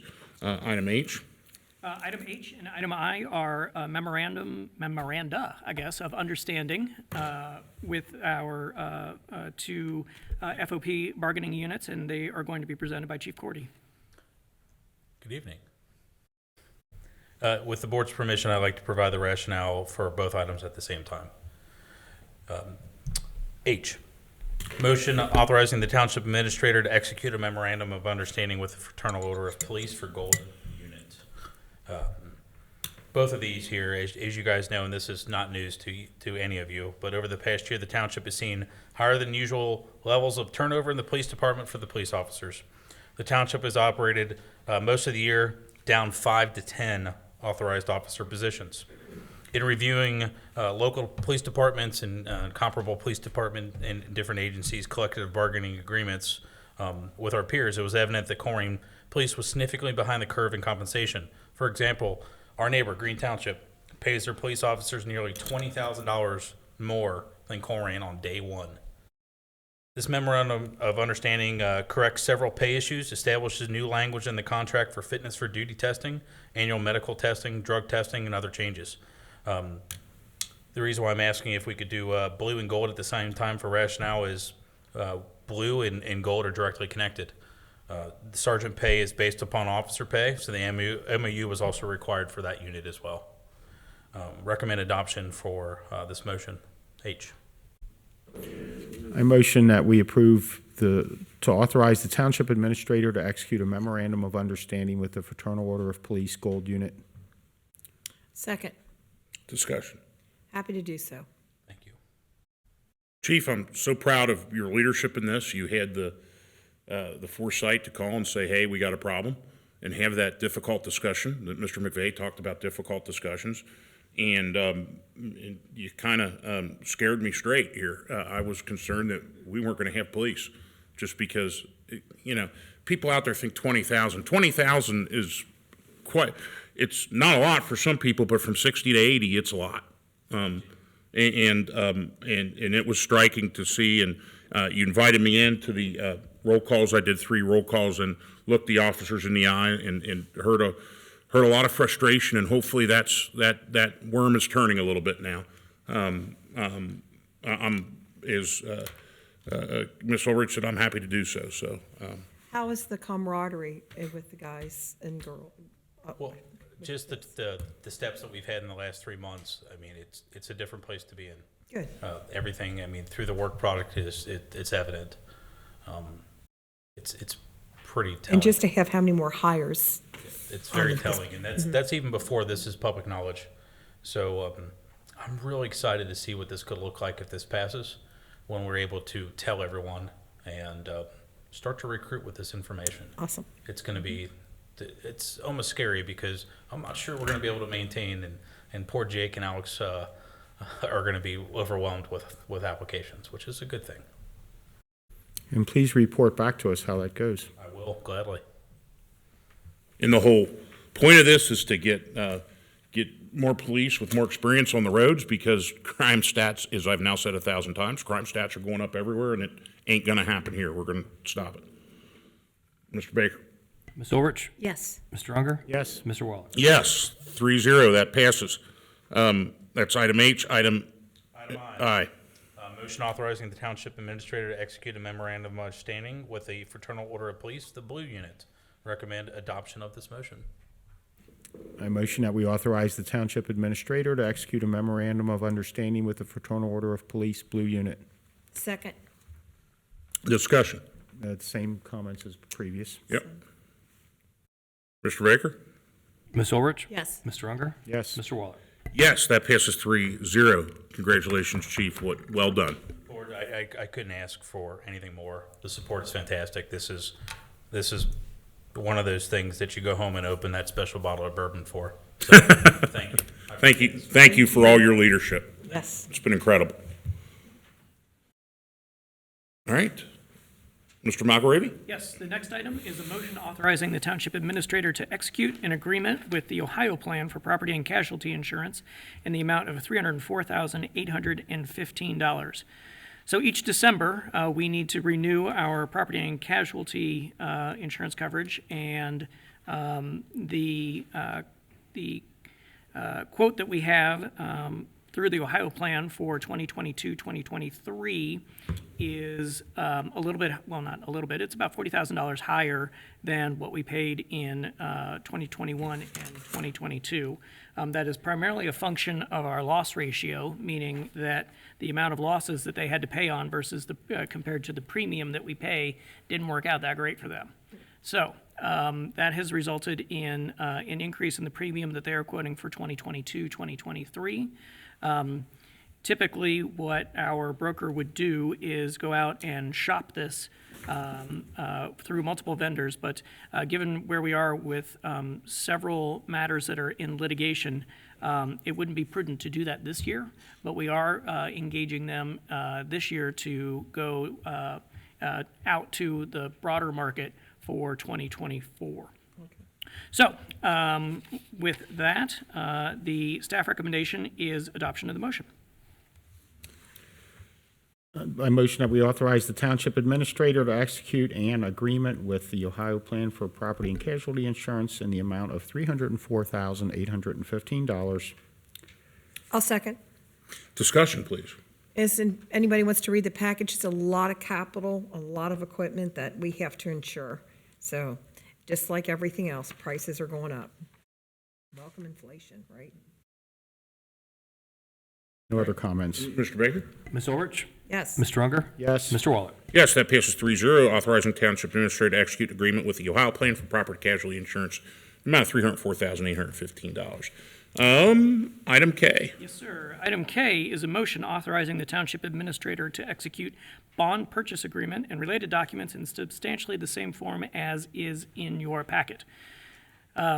This is the item that authorizes all of the documents that are necessary to issue $12 million in general obligation bonds to build 2 new firehouses. And the staff recommendation is adoption of the motion. Are there any? I'll motion to authorize Township Administrator to execute bond purchase agreement and related documents in substantially the same form. I'll second. And any discussion? This is what's due Thursday, correct? Yes. Okay. Yes, and what we are doing is just approving the form of the bonds. We already had the discussion several months ago about whether to borrow money to do these things. That ship has sailed, so I have no, thank you for doing the work and putting these together. I would comment that we did get a memo that the cost, sort of the closing cost for these bonds was approximately $235,000. Yes, 260,000 is the number that I have for the total issuance costs, which is just over 2% of the total issuance, 2.16%. Right, and I think Jeff had sent me a little chart that showed 235, which is fine. I just wanted to point out there was a cost. I have no other comments on it. Mr. Baker? Ms. Orich? Yes. Mr. Unger? Yes. Mr. Waller? Yes, that passes 3-0. Motion authorizing Township Administrator to execute bond purchase agreement and related documents in substantially the same form. Have I missed one item not on the agenda? And I think we'll probably hold for discussion. I was contacted by a couple citizens about a plaque for Mr. Acton at the memorial. And I know that we're working with the gift policy and stuff, and I talked a little bit to Mr. Weckbach, so maybe we'll talk about that the January meeting as well. Very good. All right, I don't think there's any old business. Am I correct? Okay, consent items. Yes, so there are a number of consent items on the agenda. Would you like me to read through them? Yes, please. Okay, very good. The first item is a contract with Infinity HR, which is our HR software. This is to assist us with our onboarding process, and it comes at a cost of $0. The second contract is with the SPI Homicide School. This is to provide training for our officers, also at a cost of $0. This is in exchange for services that our police department provides to them. In exchange, our folks get trained for free. The third item is a new hire, management analyst intern in our development department, a woman named Erilyn Gross. Very pleased to share that a good chunk of her hourly wage is going to be offset by a grant from the Season Good Foundation. We've tried numerous times over the years to secure that grant, and this time we were successful, so that's Is that the Season Good Foundation of Cincinnati? You've got that right. Murray Season Good, urban reformer? Yes. He brought the city management model to Cincinnati in 1920s. Sorry. So that would be a rate I know of that. $15. I already know an that. hour. Next item is a new hire in the police department. This is James Warmald at a rate of $25.48 an hour. Next item, new hire, also a police officer, Travis Studzinski, also at a rate of $25.48 an hour. Next new hire is a recruit in the Department of Fire and EMS. This is at $14.50 per hour, and I believe that this is the one that has, let's see here. Yes. So this is a list of 18 individuals for whom our fire and EMS service went through the process of posting the position, reviewing applications, interviewing, and making a recommendation to this board that these individuals be offered employment. And that is at a rate of $14.50 an hour for 29 hours per week. And those will be listed in the minutes of this. And okay. Yes. This is for the new recruit class that starts in This- 1st January, right? They're eligible to begin work January 9th. And I'm happy to read the names of the 14 individuals if you would like. Yes, please. Jason Barrett, Christopher Billup, Blake Borgman, Garrett Buckseth, Alexander Getz, Jonathan Grant Elam, Christopher Helmers, Griffin Kane, Alyssa Malone Ladd, Alanya Nadler, Nathan Niehaus, Nate Scherer, Kyle Scheiper, Justin Shanks, Hunter Smith, Jacob Volmer, Matthew Welbrock, and Cody Wright. My apologies to any individuals if I mispronounce their names. The next item on the consent agenda is a new hire, a part-time paramedic in our Department of Fire and EMS. The same process occurred, resulting in offers being extended to John King and Megan Ungar for paramedic roles. This would be, the wage for this job would be $15.97 per hour, and both individuals are eligible to begin work on January 9th. Next item is a promotion, also in our Department of Fire and EMS, for Shane McNally. This is to become a firefighter paramedic at a wage of $18.20 an hour. The next item is also a promotion, and that is in our Department of Fire and EMS, and that is for Battalion Chief Shane Packer to be promoted to Assistant Chief at a rate of $50 per hour. The next item is an acceptance of a donation from BND Asian Plaza. The penultimate item is donation acceptance for our Department of Fire and EMS from Cincinnati Moose Lodge No. 2 in the amount of $4,667.75. That same Moose Lodge is also interested in making a donation to our police department in the same amount. And those are the items that are on the consent agenda. So, Mr. McAravy, I'm looking to find out, what is the donation from B&D Asian? Yeah, Yes, so this is a restaurant that was featured as part of our series that Helen put together for us on our some of the local businesses that are in Colerain, and they were so grateful for the spotlight that we placed on them that they made a donation to the township as an expression of their appreciation. I believe that was in the amount of $260. Okay. And I would like to motion that we could add the check that Eric Reifenberger presented this evening to this list. Do I have to motion to amend the agenda to do that? Did you write it down? Consent item, these are all consent items anyway. Yeah. We probably should. Well, I think the check has left the building. To know the exact, amount, so. So let's go ahead and accept, I'll motion that we accept items A through L, and then pending the vote after that, then I'm going to make a motion to amend the agenda and accept one more item. But I'll motion that we go ahead and accept items A through L. I'll second. All right. Thank you for the donations, B&D Asian Press, Cincinnati Moose Lodge. That's awesome. And Thank you. All right, Mr. Baker? Ms. Orich? Yes. Mr. Unger? yes. Mr. Waller? Yes, that passes 3-0. And I want to go ahead and motion that we would amend the agenda to accept the check presented by Mr. Reifenberger this evening to our fire department. Do we have an amount? We don't have an amount. I don't think we should do it now. We just do- $1,530. next time.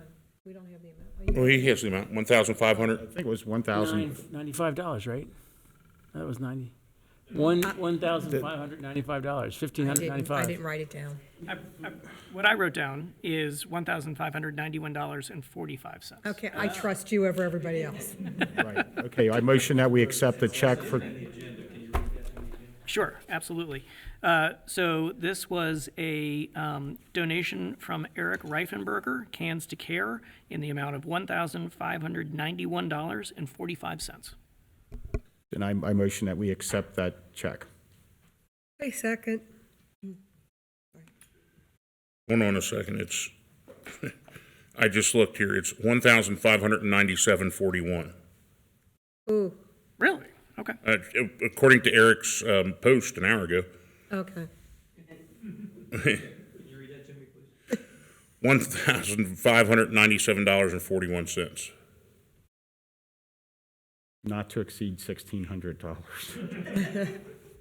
Text that Chief we Walls, accept- he's got the checks. I motion that we accept the check. Okay, so the motion is accepting a check from Eric Reifenberger to the, this is complicated because the fire department turns it over to the Shriners. Shriners.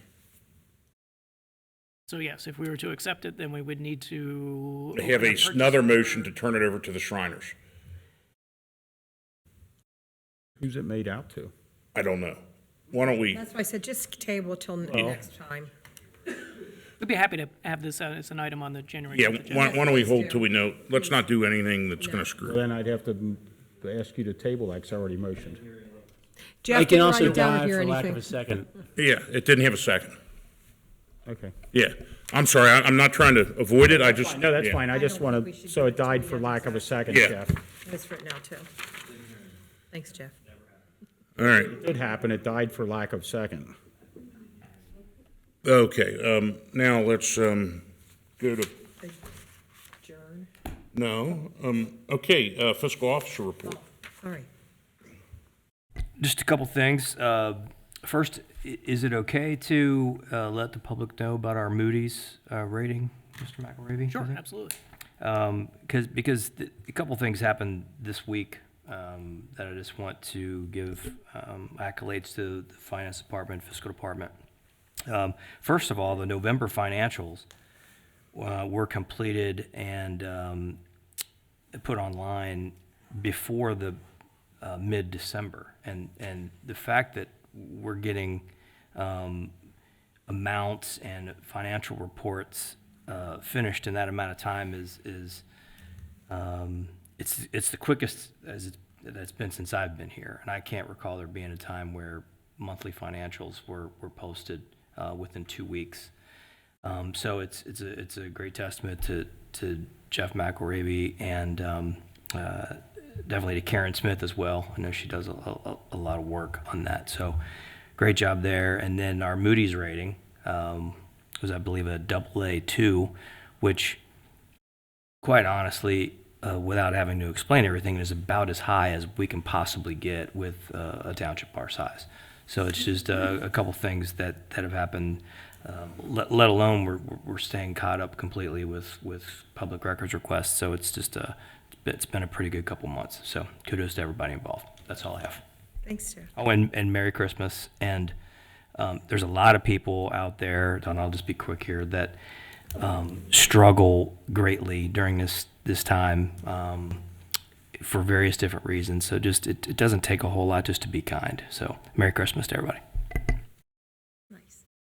Okay, I assume we need an executive session? No, sir. All right, any motions? I motion that we adjourn the meeting at 9:53 PM. I'll second. I think it's. Discussion, none, okay, go ahead and vote. Merry Christmas, everybody.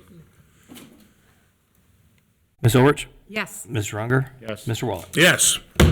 Adjourned at 9:53. Thank you for staying throughout the meeting, and thanks for the folks watching at home.